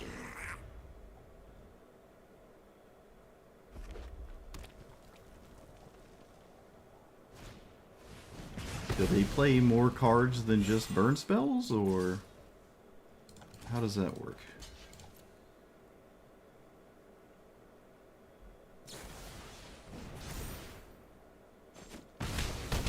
Okay.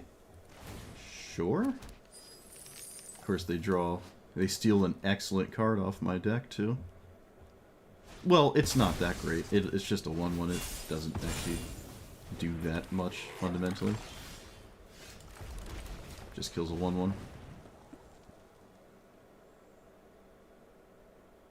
Unless it goes face, but I would be a little bit surprised if that.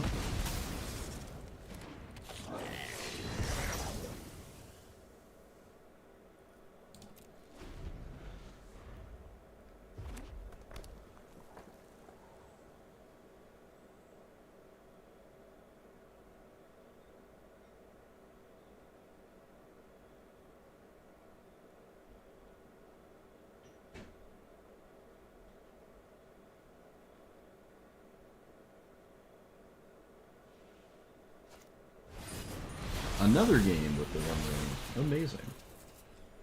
One Ring all day today. That's a card. I will play it as my land. Do I play Krenko? I think I should just try to give Krenko haste later. Yeah, we should just play this. I can't do damage this turn. Yeah, this is fine. You basically can't stop this card at all unless they exile it, which is possible, I suppose. That is not it. This actually kills the Chain Whirler. It does not kill the Courage.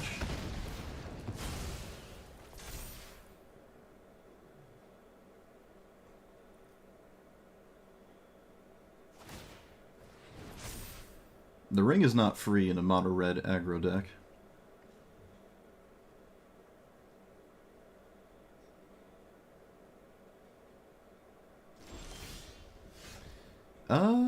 Alright, I'm gonna not play Krenko because my opponent made that questionable.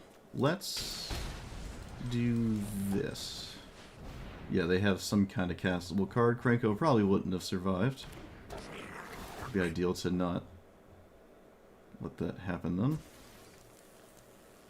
So what's a good card here that costs ideally 3?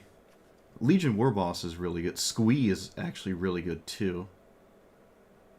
Yeah, we want Squee, because I can recur Squee, and that's just very annoying.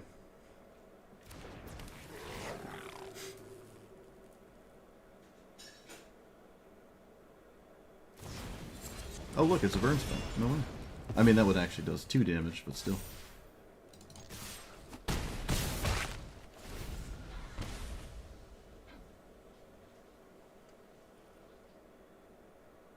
Wait, why does Ragavan play this?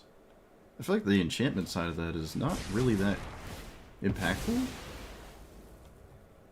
to a Ragavan deck. Oh, alright. They can't do the mono-red control thing. They will just die. We can play Squee. I think that's probably the best thing to do. Yeah.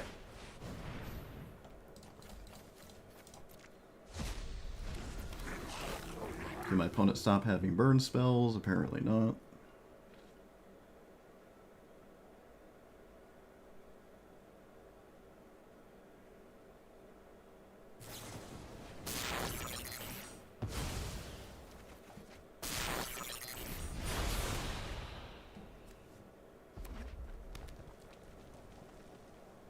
They have to kill me in 4 turns.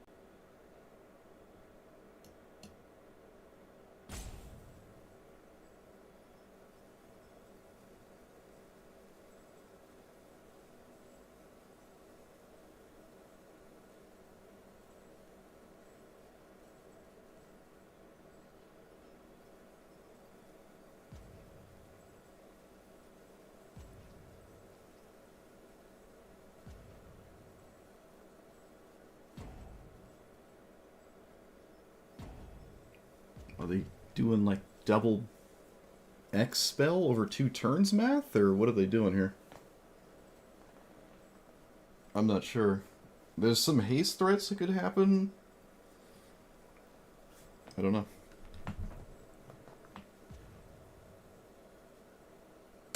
They haven't tapped the One Ring yet either, so there's even more cards to find here. It certainly isn't over.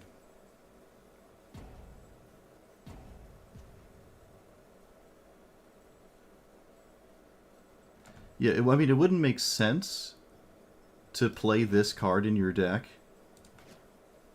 and, well, I guess also this one, if you get to this point and then just, like, give up. That doesn't really make any sense to me. Like, this is where, like, why play this card if you're not gonna, like, keep going? Alright, I guess the salt is real. Fascinating. Does this do damage here?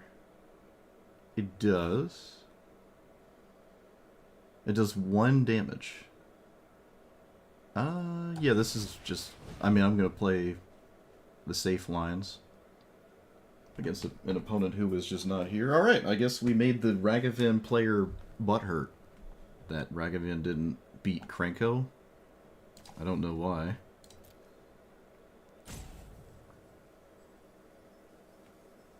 They realize the One Ring will just kill them before they get to kill me. Interesting.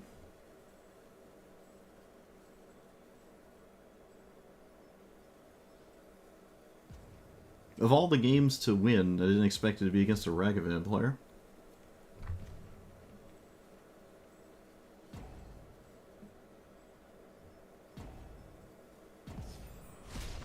Alright. Kinda weird. I just made a Ragavan player butthurt. Kinda weird. You have One Ring on 3 ticking. You're still gonna draw more cards. It's not looking good, but why are you playing the cards you're playing if you want to give up at this point? That doesn't make sense. What's the point of this? It gives you protection for a turn cycle, so you can swing and not take damage back. But surely there's more to the One Ring than that. I don't really understand. Also, a ton of burn spells So it's weird to maybe go all in on Ragavan poking your opponent if the only thing you're doing is casting burn spells to clear the way. That's really weird. So I don't understand. How many cards in Ragavan do you play that cost more than 2 anyways? They also played the Brothers Hood's End. Yeah, I don't... My opponent was their own downfall this game. I don't... Alright, whatever. I'll take it. Made a Ragavan player upset. Oh no.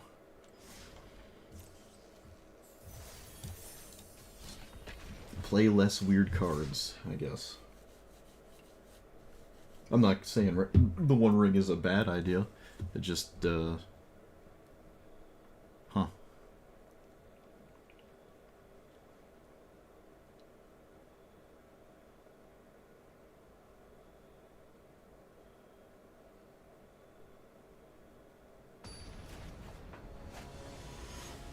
You know, play the One Ring in any deck. Yeah, I mean, yeah, that's fine. That's fair.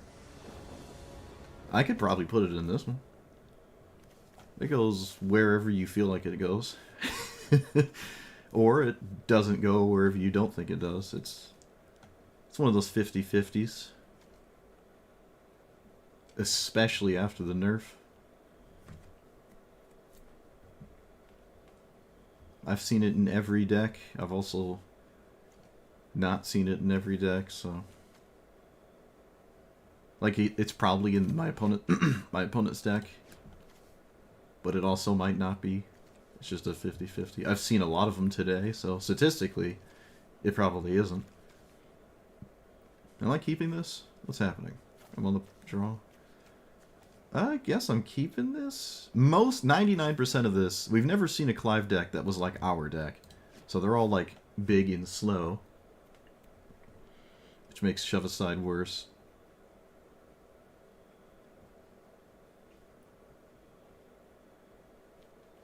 I had a lot of success with Clive as an aggro deck. I was just quite surprised no one was playing an aggro version of it.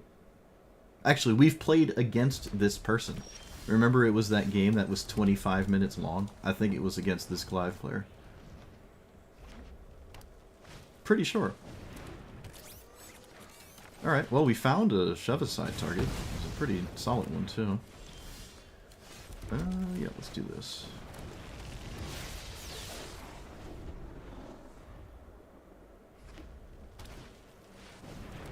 That's Mog Mob. Sack it, 3 damage as decided. Kinda cool. Let's play Fable. I mean, if they kill the 2/2, so be it. And then I'll cycle this. I could use this to tap for my commander. Could do that. They can sack this whenever they choose. Ideally, there's no Nykthos here. Okay. Alright, that's... This heavily disincentivizes them to deal with my commander with the Mog Mob. Lot of lands. Yeah, we just play this, right? It gains... Is this boon on the stack? It doesn't matter. It actually doesn't matter. I don't care if it is or not. Alright. We did the thing. They can't sack the the 3/3.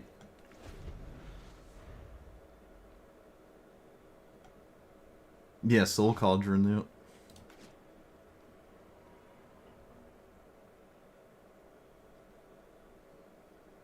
Alright, someone who actually resolved Clive.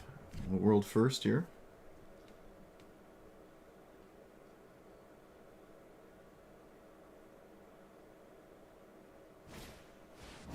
Count on Spaghetti Noodles, sure. I can still obviously cast Clive. They have like the best mana rock in the deck. But it could have just been Nykthos, effectively. More or less. Well, actually, in this exact scenario, no. It had to be the artifact version. I mean, you went all this way to do this, right? This is why you do this. I'm sure you're gonna cast it. Okay, I don't know what that's about, but that's what my opponent did. I don't quite understand, but I am fully willing to deny access to your stuff. Is this I feel like this is insane. You just removed your ability to cast your commander. Huh. Okay, they could have just cast their commander before they did what they just did. So that's interesting.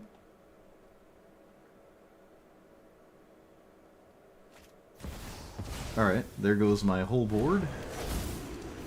Sure. They got rid of a shove aside. Okay, they can go back to casting it. Alright, that's annoying. That's really, really annoying. Okay, they said, nah, we're casting this instead, which is fair enough. Whenever you tap for red, double red, red. So, we play land. We recast commander, or do we play this? Whenever a creature or another goblin control dies. We should probably cast our commander. And I will give it haste.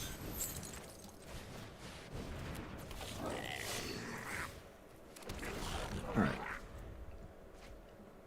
So my opponent went from doing a weird play to having, like, the best thing ever, because it also dumps the hand for Clive. Very unideal. Excuse me, not ideal. They can play this for free, because, again, the Nyx Lotus.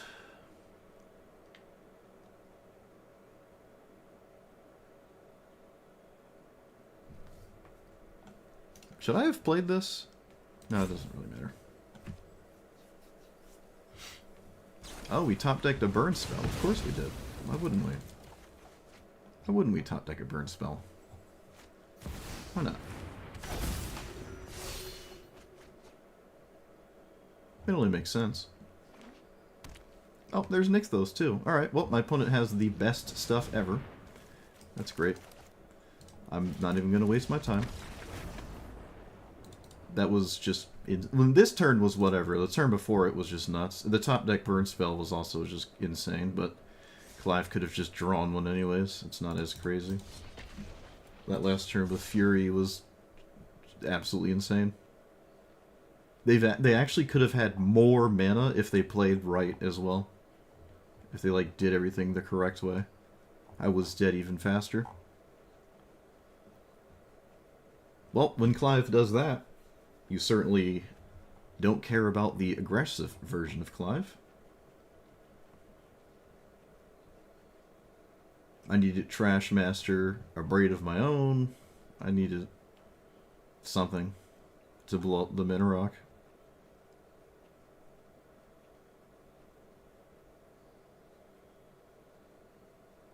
They had, I think, the only 2 triple red cards in the game in play. No, there's also Chain Whirler. They could have also had Chain Whirler. Alright, Goblin Arsonist. You're up. Get in there.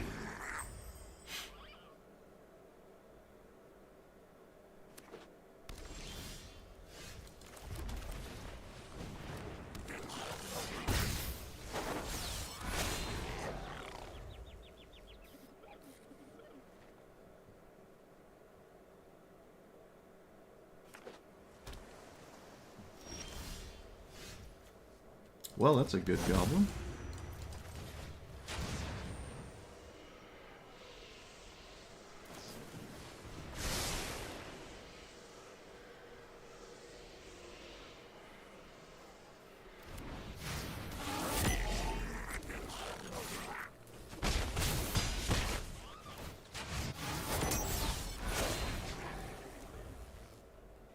Toxic Deluge for 3, I lose? No, guess not. I'm gonna just not let them draw a card. I smell desperation.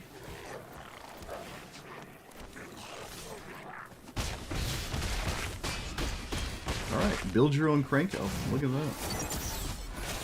They have to specifically play Toxic Deluge, too, at this point. Wow. Get completely trampled. Look at that. Nice heuristic study.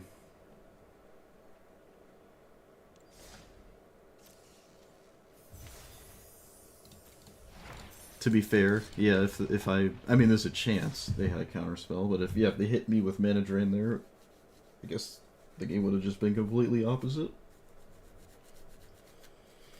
Would have fallen hard in the opposite direction.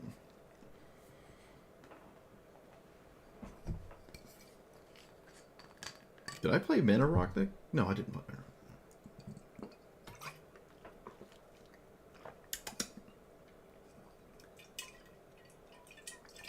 Oh, I love apple juice. Apple juice is the best thing ever. Oh, shoot.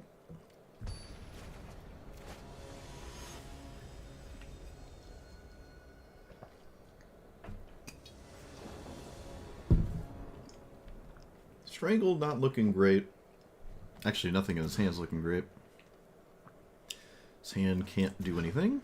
Ancient Tomb is nice. What's not nice? Probably that.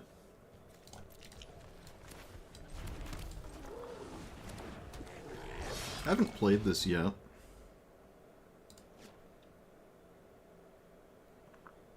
Brusco has a lot... Well, I mean, it's basically endless answers, so... Looks like they have cut down. Ideally, it's Fatal Push, but it's probably cut down.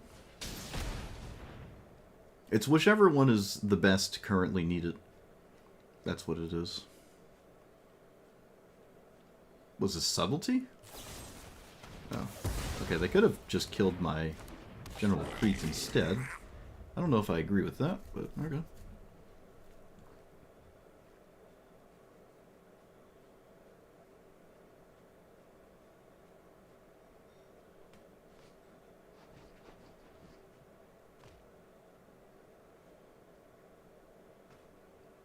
Could have also have just played this first, although they would have just killed it. Yeah, they would have just killed it.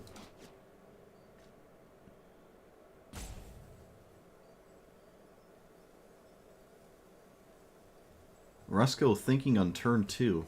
How was that possible? Well, I mean, it makes more sense than, like, Ragavan thinking on turn 2. Fair enough. I'm sure there's something to think about here. Not a good sign for us. It could be Grief. Thinking about Subtlety, maybe what land, if it wants to be tapped or not, depending on what I could play. There's a bunch of different outcomes here. I trust my opponent to make one. And they did. Alright, so let's play this. Not dashed. Let's play this. Dashed.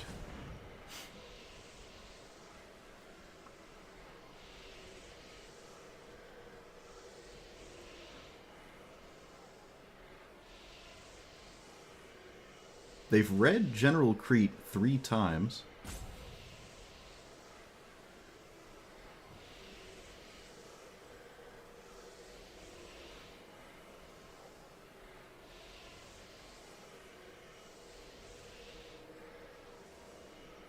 It must be between a counter and removal, because they have been genuinely thinking this whole time.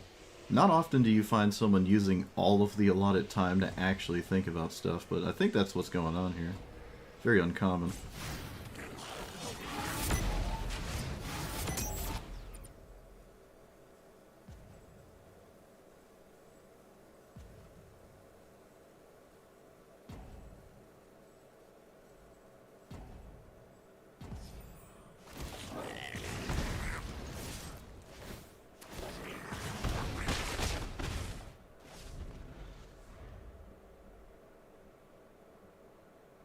Better target for what?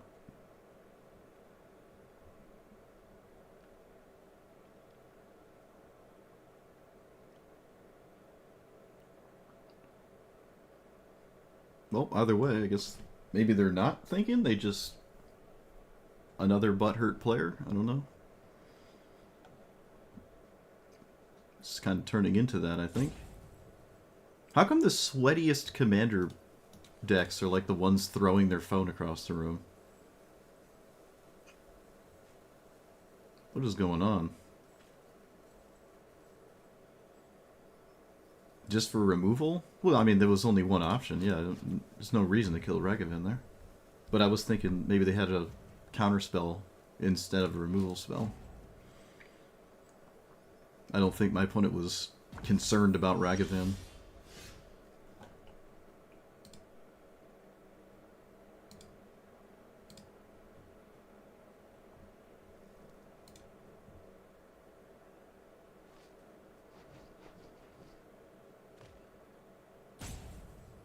Well, there's a stop on my upkeep on purpose.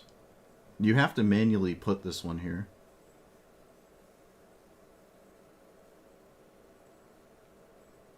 Which means they had to have done it last turn?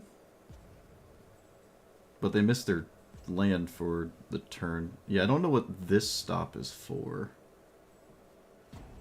That's kind of weird. Because even if I went to combat, it still forces concession, right? Like if I go into my combat step, this one doesn't actually do anything. You would just rope out when I go to combat all the same. So that's kind of a weird spot. Or if I cast something and it holds priority. So it's a weird, deliberate stop that literally affects nothing. It will rope out at the same length. I mean, technically it stops you from casting a card, but like if I go straight into combat, it would rope out all the same. So, alright, I guess Rusko players are just easily butthurt when they don't win with their mana drains and perfect removal spells. Who would have guessed? Gitschmied. I guess losing is a hard concept for blue-black control players. Look, I send snooze emotes, alright? I'm not saying I don't, but I'm not going to rope out my opponent for no reason. I just get this... They just get to chill and hang out in their victory longer. I'm reveling in a victory longer because you didn't want to concede. It's just so weird. Like, put a stop on the upkeep, close the phone app, and then do something else. Like, what? I was a teenager once, though. We were all teenagers once. We can't say we weren't. Unless you're like... Who's the lizard person? Robot? Oh, Mark Zuckerberg. Yeah, I guess apparently he was never a child. According to the internet. But everyone else, we had to do it the normal way.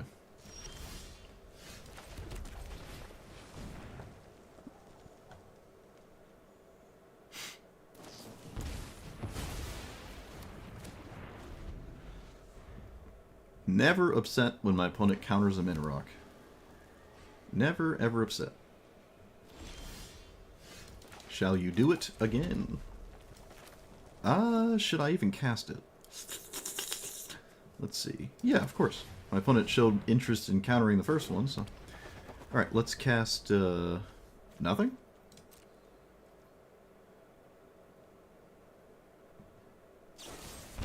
Okay, more interaction for my stuff. Alright, now I'll cast this. Probably just get rid of Squee here.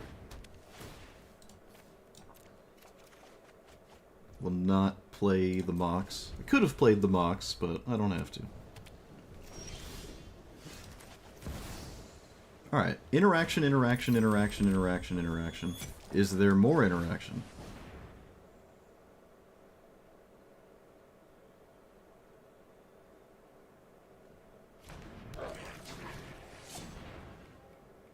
Wonder if I should have just cast Strike it Rich there. Maybe. Alright, there is more interaction. So I was never ever going to have Magus of the Moon in play. There was just no possible way to do that.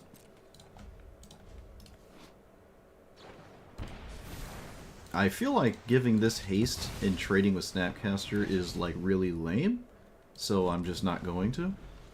And then they cast Kefka and I lose Magus. Yeah, everything I tried to cast was... everything was just answered here.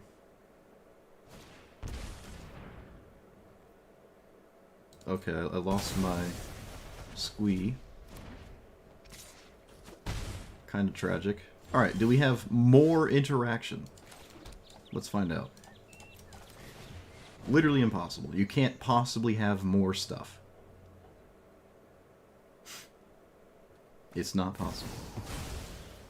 Alright, they cast Subtlety, which is actually interaction. Okay.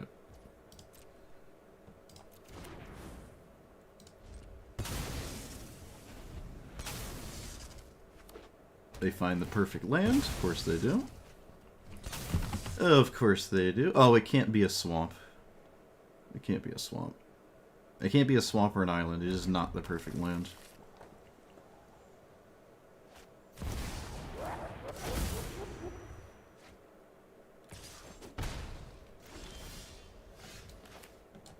Play this, have 2 left. No, it's not possible. Okay. So now I have to... who knows what. Draw something significant, I guess.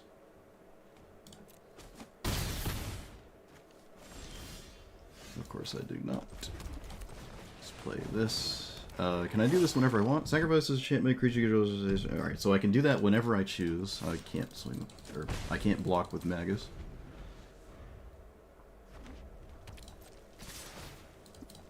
I'm gonna just do it now. And I'm not gonna block because it becomes exponential.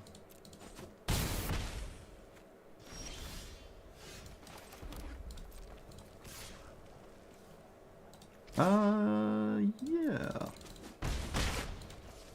Let's tap it now, so they can't top deck a random lightning bolt or something.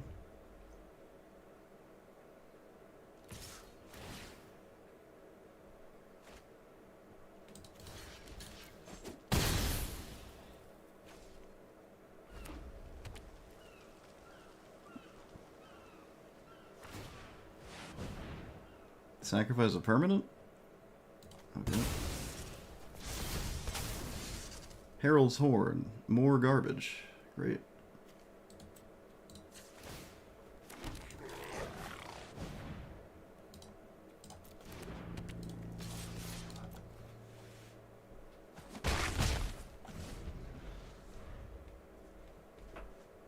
Does this kill me? No, not necessarily.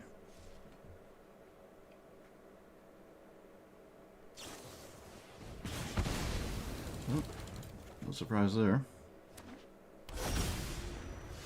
Ragavan. Alright. Just in time.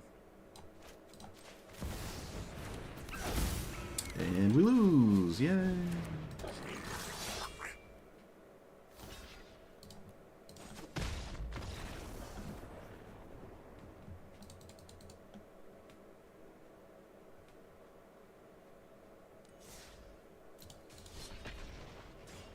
Endless perfect answers in the beginning of the game, and we couldn't do anything.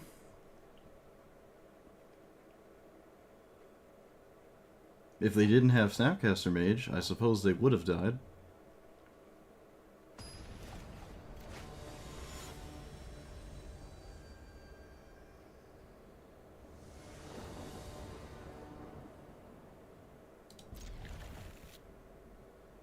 Oh, I had so many good draws now that I'm thinking about it. Yeah, if I drew Gem Palm, we would have won. There were a lot of cards in my deck. I would have just straight up won if I drew them.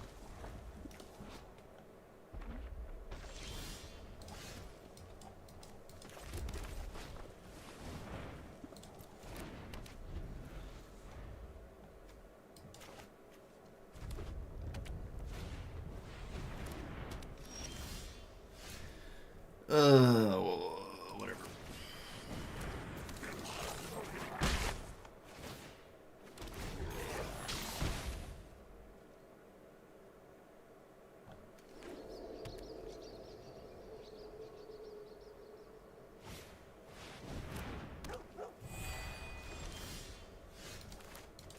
So, gamble or gamble? Gamble. I'm all in.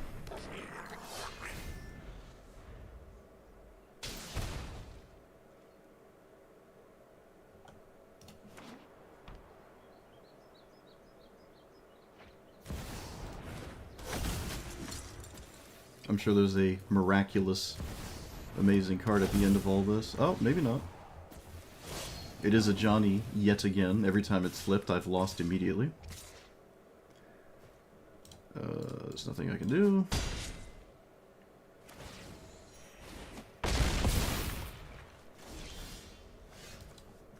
doesn't do anything. So I can Gem Palm for basically not much value at all.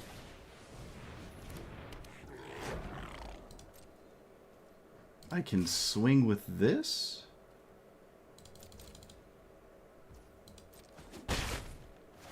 Just barely. Okay. I'm just gonna tap this now. Probably should have tapped it on my own turn, but whatever.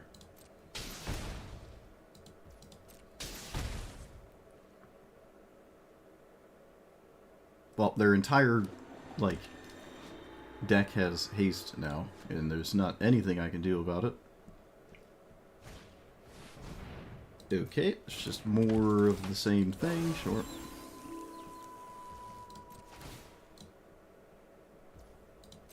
They give haste to a thing that cannot attack. It just doesn't have the ability to swing.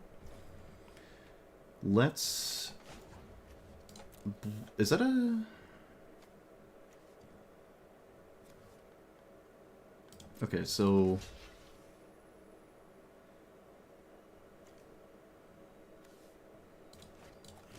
Here, and here, and take 3?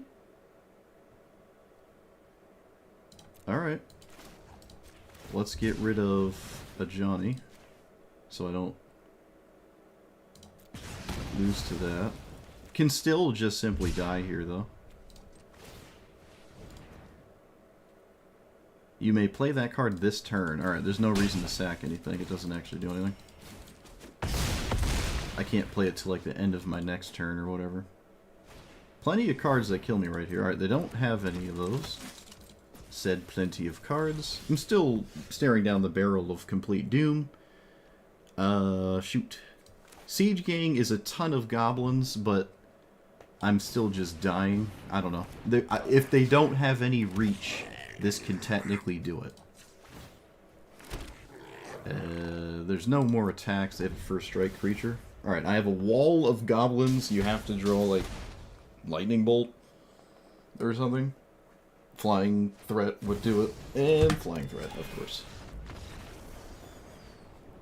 Perfect flying threat. Why not?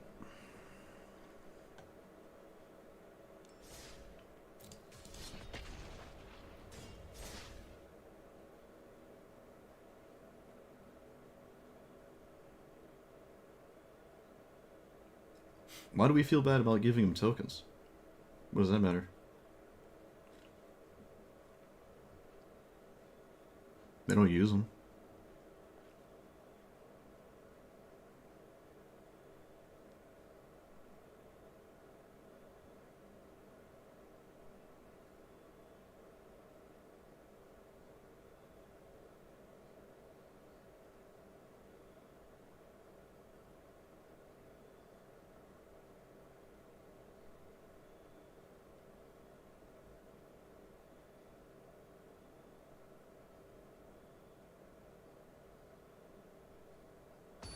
I thought they couldn't attack. Oh. Oh, so they can't block. Yeah, so they gave it some power. Yeah, they can't block, okay. What are we up against? Roxanne? Well, that's an abysmal matchup. Does that help? No, that doesn't help. That doesn't help. Ugh. Maybe that helps? I don't despise this.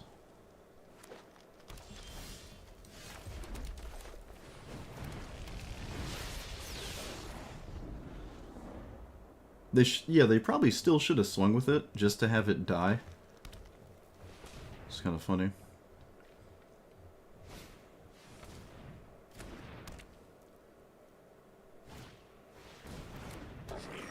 Okay, well, Roxanne, as per usual, winning immediately.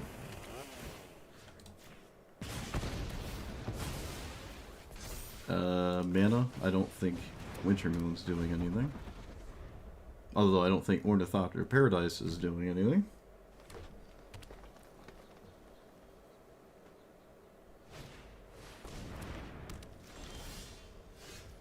So That gives haste to Roxanne, and then I lose again. Fun. That's enjoyable.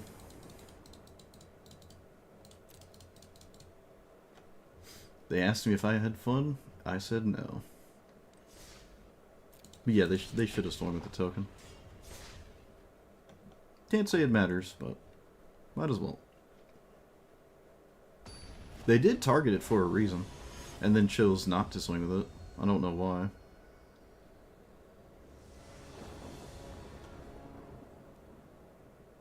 I'm on the play. Another game where I kind of wish I really had a 1-drop, but suppose it's survivable not to. If they have any 3 damage burn spell, which sometimes they don't, we're kind of happy. We've also had an incredibly low amount of Ancient Tomb games. I feel like I should have seen a couple more here. Same with Gemstone Caverns, although that one's half as likely.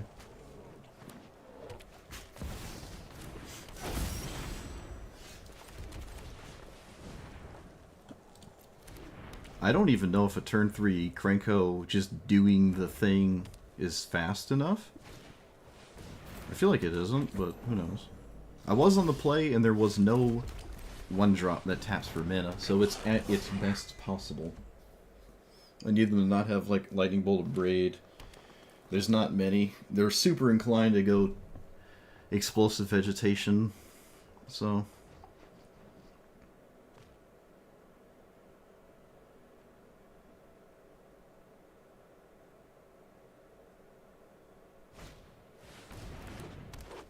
Alright, effectively the same thing.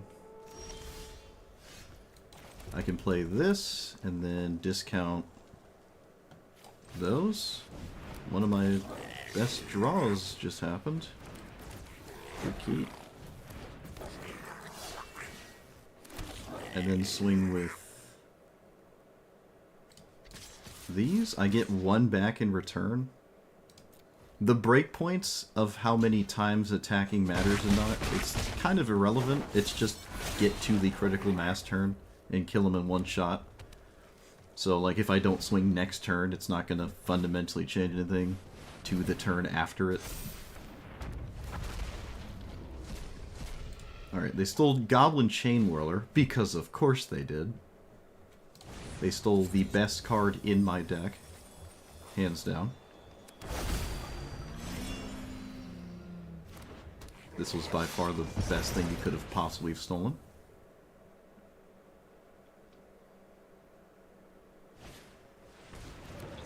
If I draw Siege Gang Commander, yeah, of course, whatever.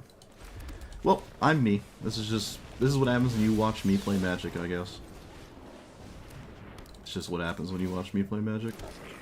Won't happen to anyone else, though.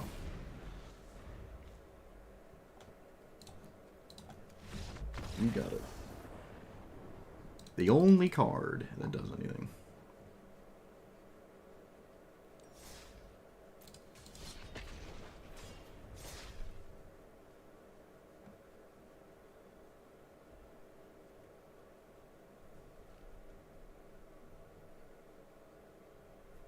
Am I naturally unlucky? I feel like I'm unlucky. Ever since the Space Hat set came out, I feel like I've been rather unlucky. It's starting to make me question my deck building. I've had a lot of... Okay, it's never going to be as bad as it was on Friday, where we just played against... Like... If you could choose your opening hand, like your starting 7, we had that like 5 times on Friday. So that was like the Mount Everest of us getting unlucky. I don't think we're going to have that experience for quite a while. I mean, it took me, what? Probably the last time it was that insane in one day was like 5 years ago.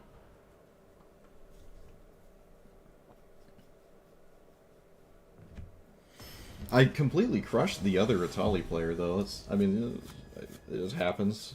1 out of 9 times, they just win the game anyways through whatever you choose to do. artillery enthusiast, not looking great to discard anything here, unfortunately. Could turn shock into something important. Yeah, let's just do that, I guess. I don't think shock's doing anything, so. That's... okay. I guess that works. Let's play you.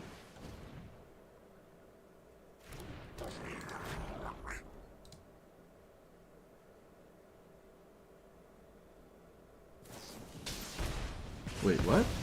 Isn't that better served anywhere else ever? Alright, well, sure. I can play my commander, and if they counter it, lose the game. They do have a counter spell. Okay, so I won't cast it. Probably shouldn't cast the Ancient Tomb. I think it's completely irrelevant. I will not cast it.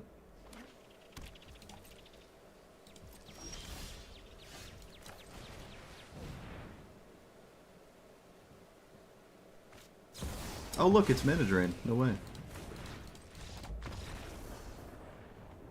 Of course, right when I try to cast something, I lose the game.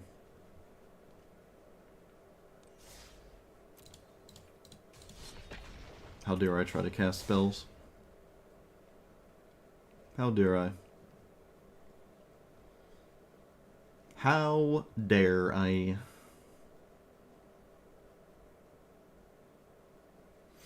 Yeah, I've had my Llanowar's Path before. I don't think the person knew. It was probably just a new player.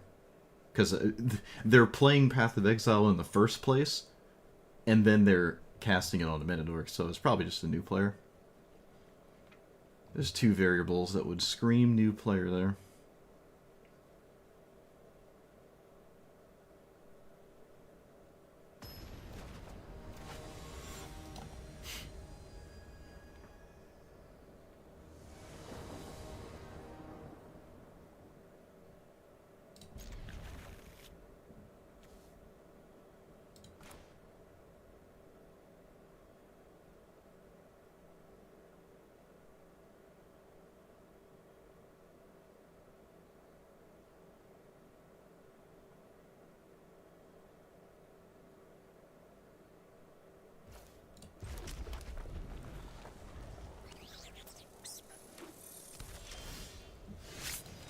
When it plays Desert.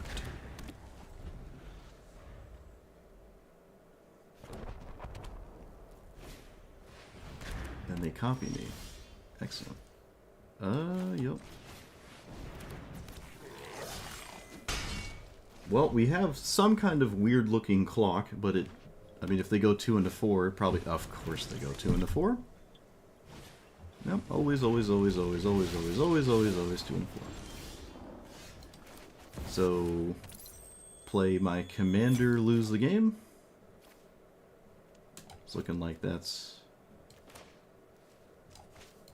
Yep.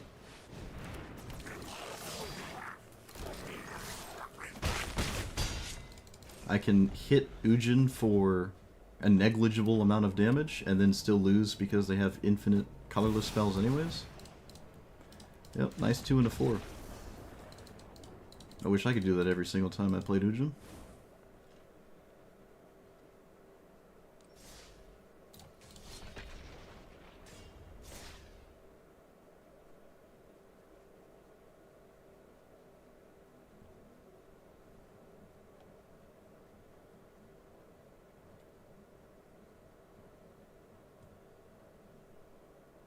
We're here for content. What do you mean?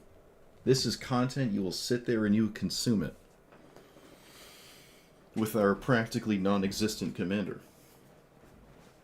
I'm just about done anyways, but it is what it is. It is what it is. We've gone full circle. We've gone full circle. Look at that. Have we learned anything on the way? I don't know. Every time this is in the command zone, I have truly no idea.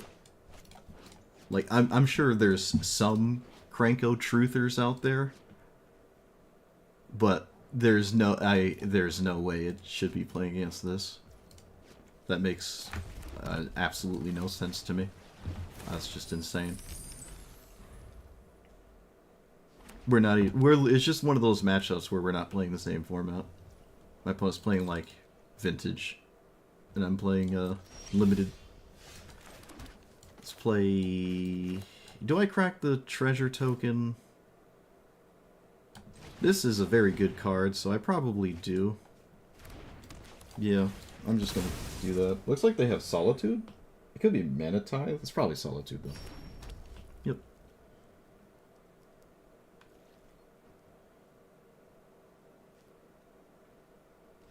Oh, maybe it was Fragmentize? Nope. Yeah, someone at Wizards just doesn't like losing to goblins, I guess. Who knows? I don't have double red. I don't know if they're paying attention to that. And I also don't know if it matters if they were paying attention to it.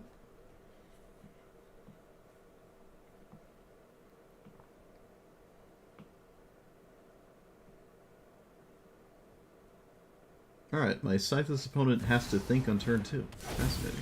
Other enchantments have Shroud. Alright. About what made that difficult is beyond my comprehension. Okay. I didn't draw land, and I don't feel like playing against a slow Scytheless player.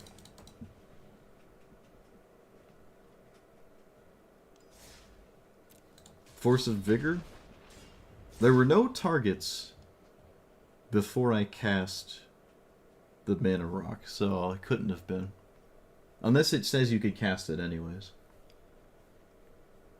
I still think it's Solitude.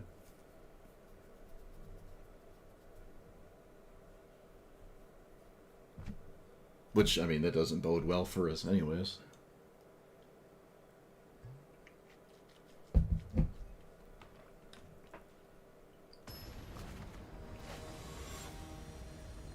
What the heck is this? Oh, it's partner commanders. Don't actually play against a lot of these. I have never actually played a partner set of my own. I mean, most of them are in Hell Queue. I don't normally like to play up there all the time when I'm streaming. I actually don't like to play up here at all when I'm streaming, to be honest. It's like the same 10 commanders all the time. It just gets kind of old.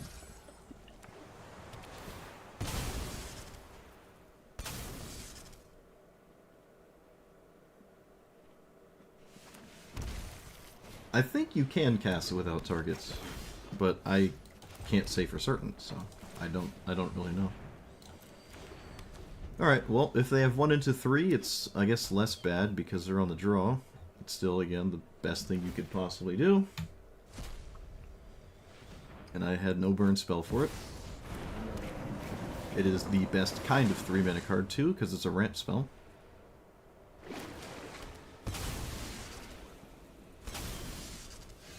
I can play my commander, and then we can go LARPing. We're gonna LARP as if it has Shroud. That's what the LARP is. They've already had this with a fetch land. So do you also have a removal spell?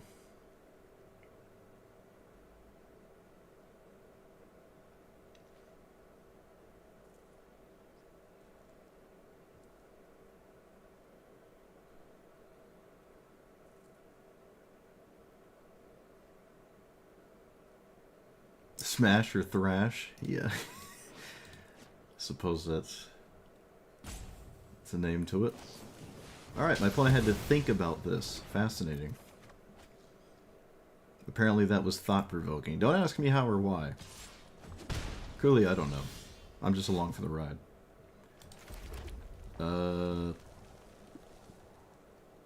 You into you? So I can act as if I'm actually doing anything ever. Maybe Guardian Idol still might have just been the right play there. Who knows?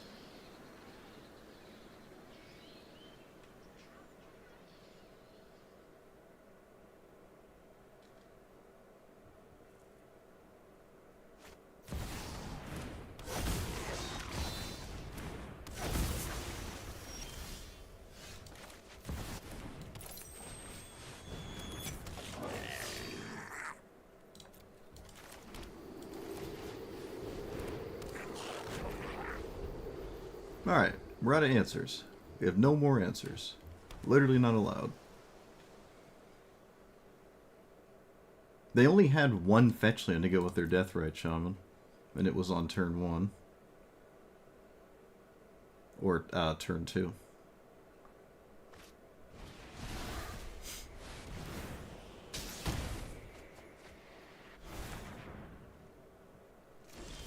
I untapped with my commander. Unbelievable. Do I cast Trash? Oh, well, I guess I don't know.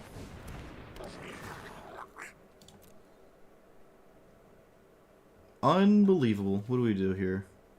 Squeed is just swing, I guess. Squee is resilient. Yeah, the resiliency option is just valuable to me.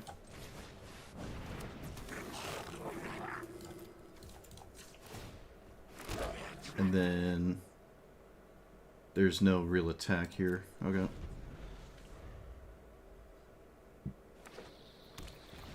Oh, they found another fetch land. So I guess it's the part where I lose to Cyclonic Rift? No, I would have lost it anyways.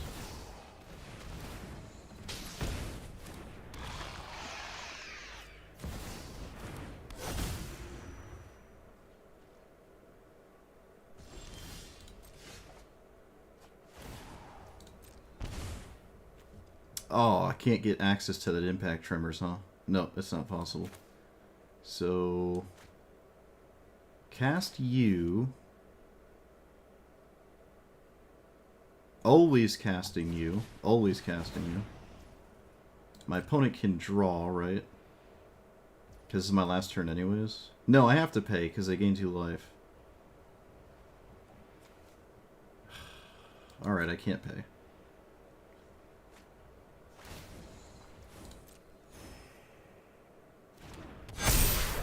And then this is the rest of my mana? I can't... Okay. So does tapping my...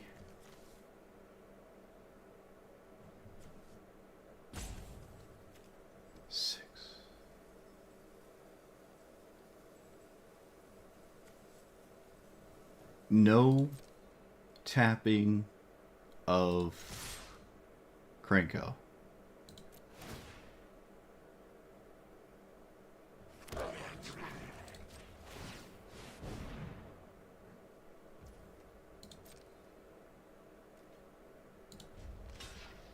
Just swing with it.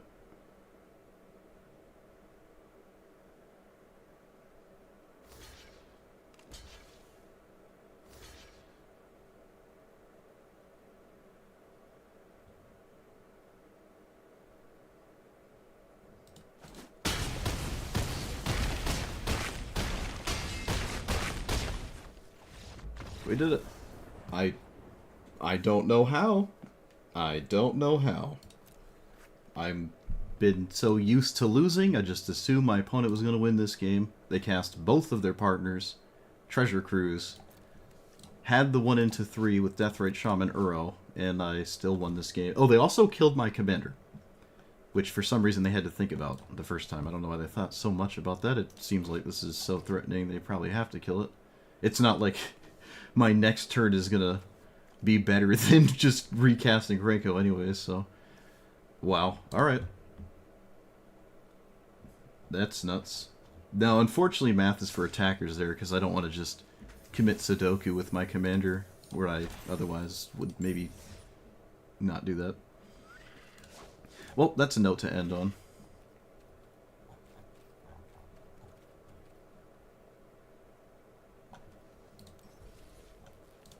Oh, it's our cure pack. No way. Oh, yay. What's left in the mastery for me? 2 Edge of Eternity mythics, and that's it. I like the standard variants of the packs, but it does feel kind of bad that they're not all just the set of the mastery that it's themed on. Like the last one is... Okay, Foundations gets a pass. It gets a pass. But like... I don't know. At least these are from the set. Guarantee.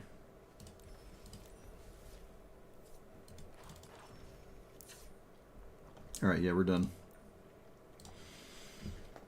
Alright, so this commander is like pure suffering because it's, I guess, in Hell Q. I didn't anticipate that, and I'm sure you can understand why I would not expect that, because this is no tier 1 commander. It just isn't. If at one point it was, congratulations, I guess. I don't really think that was ever truly the case. I would say it's better than Muxus. Muxus is not only almost completely uncastable in most of your matchups, because it's just the game is over before you get to it. It has a chance of just completely whiffing. I actually don't like Muxus in this deck at all. Anyways, I looked up EDH rec lists of Krenko, which again, a completely different format, but I just wanted to see the ideas, and it was actually 50% of decks play, right down the line, 50% play Krenko, and 1v1 with even a weaker pool of Goblin options, because it's not paper. It's just not something I would ever recommend.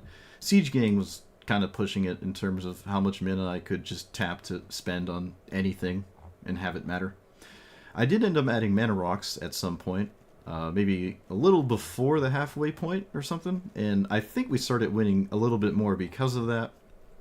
I have less things to do, but I get to play less cards, but the cards I get to play come out a bit faster, and, you know, they're just, that it makes up for the power of it and all that jazz. Playing this on turn 3 is ideal. It does mean you don't have a lot of goblins before you cast it, assuming your turn 2 was a Mana Rock or whatever. It does kind of hit that, but the offside, like, it, to me, probably makes sense to do this, because you can just play goblins the next turn. Like, you untap with Krenko, you play some goblins, then you start tapping it. As opposed to playing like a 1-2-3 mana goblin, play Krenko, and then in that line, it would be highly advisable it's played only when you have haste. Otherwise, it's kind of just mathing out to the same, but you played some weird goblins before you played a Mana Rock, and probably don't have much to show for that. Hyper aggression in this format is kind of at an all-time low.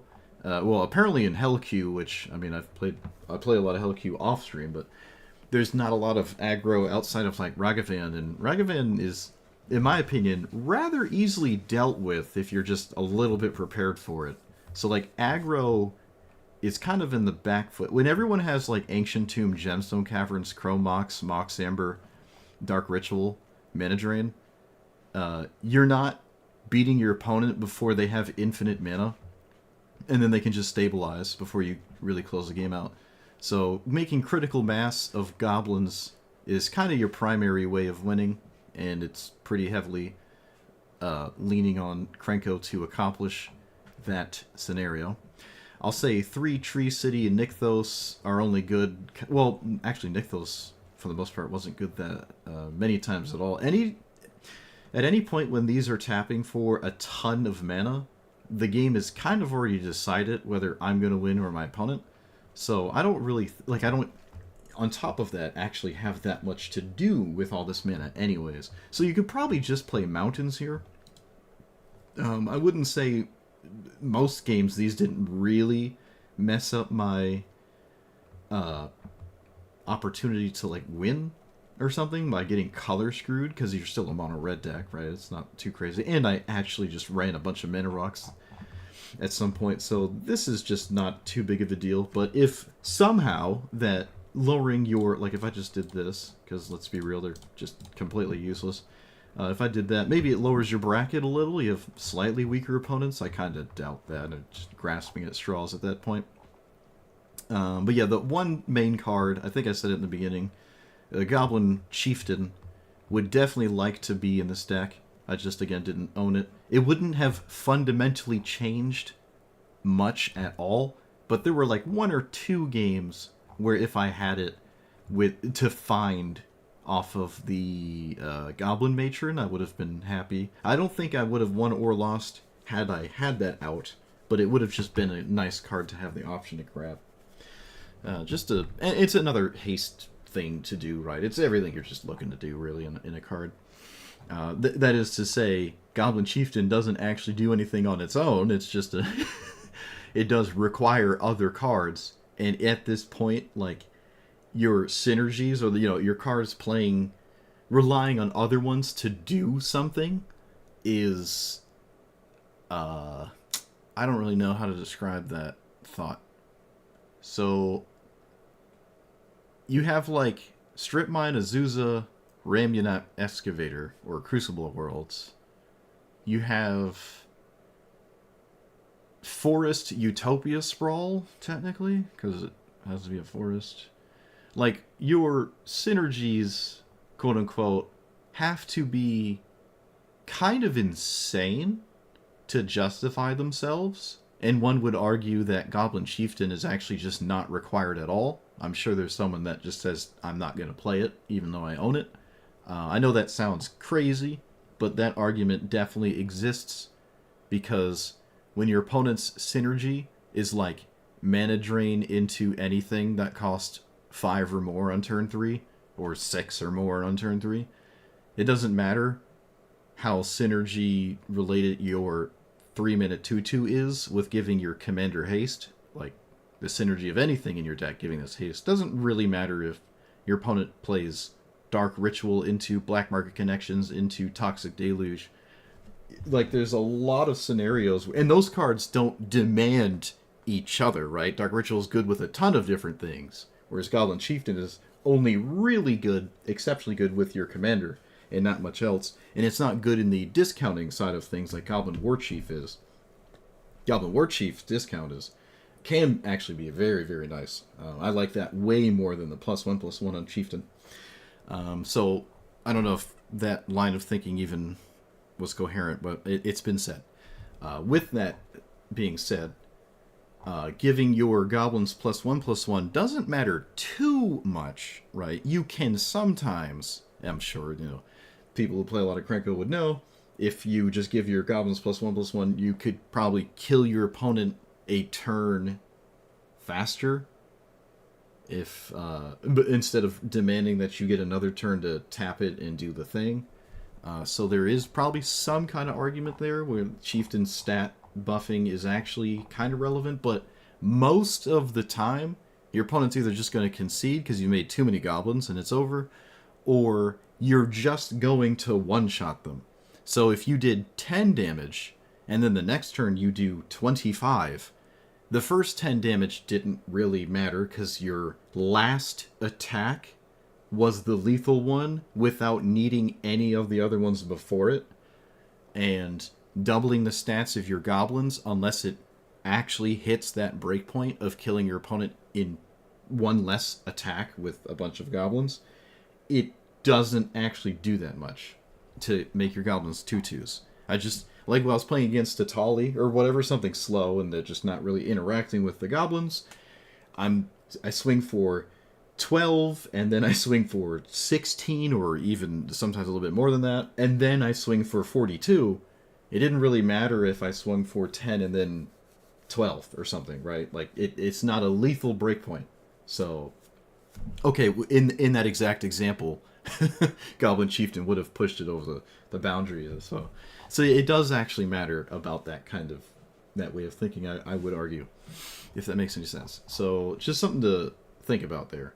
Having a critical mass of 4-mana cards when your commander is 4 mana was a little awkward, so those were some of the things I took out so I could just, this is usually the thing you're just always playing on 4. Goblin Influx Array, I don't think I ever cast that, actually. Yeah, no, I never cast that. I did scam some people with a Magus of the Moon and Blood Moon. That was kind of nice. Don't think Winter Moon did anything. If I knew I was going to just start off in Hellq, I probably would have started the deck off slightly different, but it is what it is. Again, you'll have to excuse me. There is no way you could have ever have convinced me this was tier 1. Same with, what is it? Geist of St. Traft, my poor 3-mana 2/2 blue-white commander. Love that commander. Absolutely awful in this format because it's just in Hellq, and it doesn't belong there. It just gets crushed by everything in the game. Maybe it's different now. Maybe it's way different, because it does have, like, mana drain now. It didn't when I played it. So maybe the blue-white cards that are not Geist of Saint Traft can then just like carry you to victory against Keenans and Scythus. Still kind of feels like a very uphill battle though, and there's probably a reason why I have almost never seen anyone ever play Geists of Saint Traft. So I'm not saying this is as politically homeless as Geists of Saint Traft is, but it's pushing Purgatory where it can't quite see play because it's at the highest of sweaty nonsense. And if it was too low, maybe it is problematic for like weaker decks, but I'm not really sure how true that is now. If they went back and updated this, if that's even a thing, I don't know how it works. But if they just go and look at the results of every commander and like, oh, this one is losing a ton, let's knock it down a peg in terms of its matchups, it really wouldn't surprise me. It's not like your weaker opponents are suddenly just not playing at least things like Ancient Tomb and Gemstone Caverns and Dark Rituals, so like it might not have too much of a different experience anyways. It's just your opponent outpacing you is the name of the format, no matter what the strategy. Just being faster than your opponent with development is really the entirety of the format. It really is. And it's to a point where you're not really able to aggressively push 25 damage before your opponent is able to push too much development that you just fell behind, and then you just can't close it out. That's why aggro decks are just on the back foot right now. I mean, Ajani's alright, the red-white one. I mean, you see a lot of Ajani players just kill their own cat token to flip it, and then it's kind of hard to interact with, and if they have a red permanent, it starts just doing effectively unavoidable damage to you. So there's like ways around just trying to, bring a bunch of creatures into the red zone and bludgeon your opponent to death. I will say it is possible for you to have that outcome here. I could have probably played twice as many 1-mana cards to push that even further. Wasn't super fixated or sold that giving this haste was the most important thing ever. So I don't even think that's something to really feel obligated to have every time you cast it. But that just seems to be the nature of the format right now. Some of these cards specifically could just be other things. Again, if you're like a goblin enthusiast, I'm sure you were screaming at me for not playing one of 15 different kinds of goblins that I may not have owned in my free-to-play collection with no wild cards. So it is what it is. But let me know what you thought about it. Like, comment, subscribe, and I'll see you guys next time. Thanks for watching. Ooh, hello, Joe.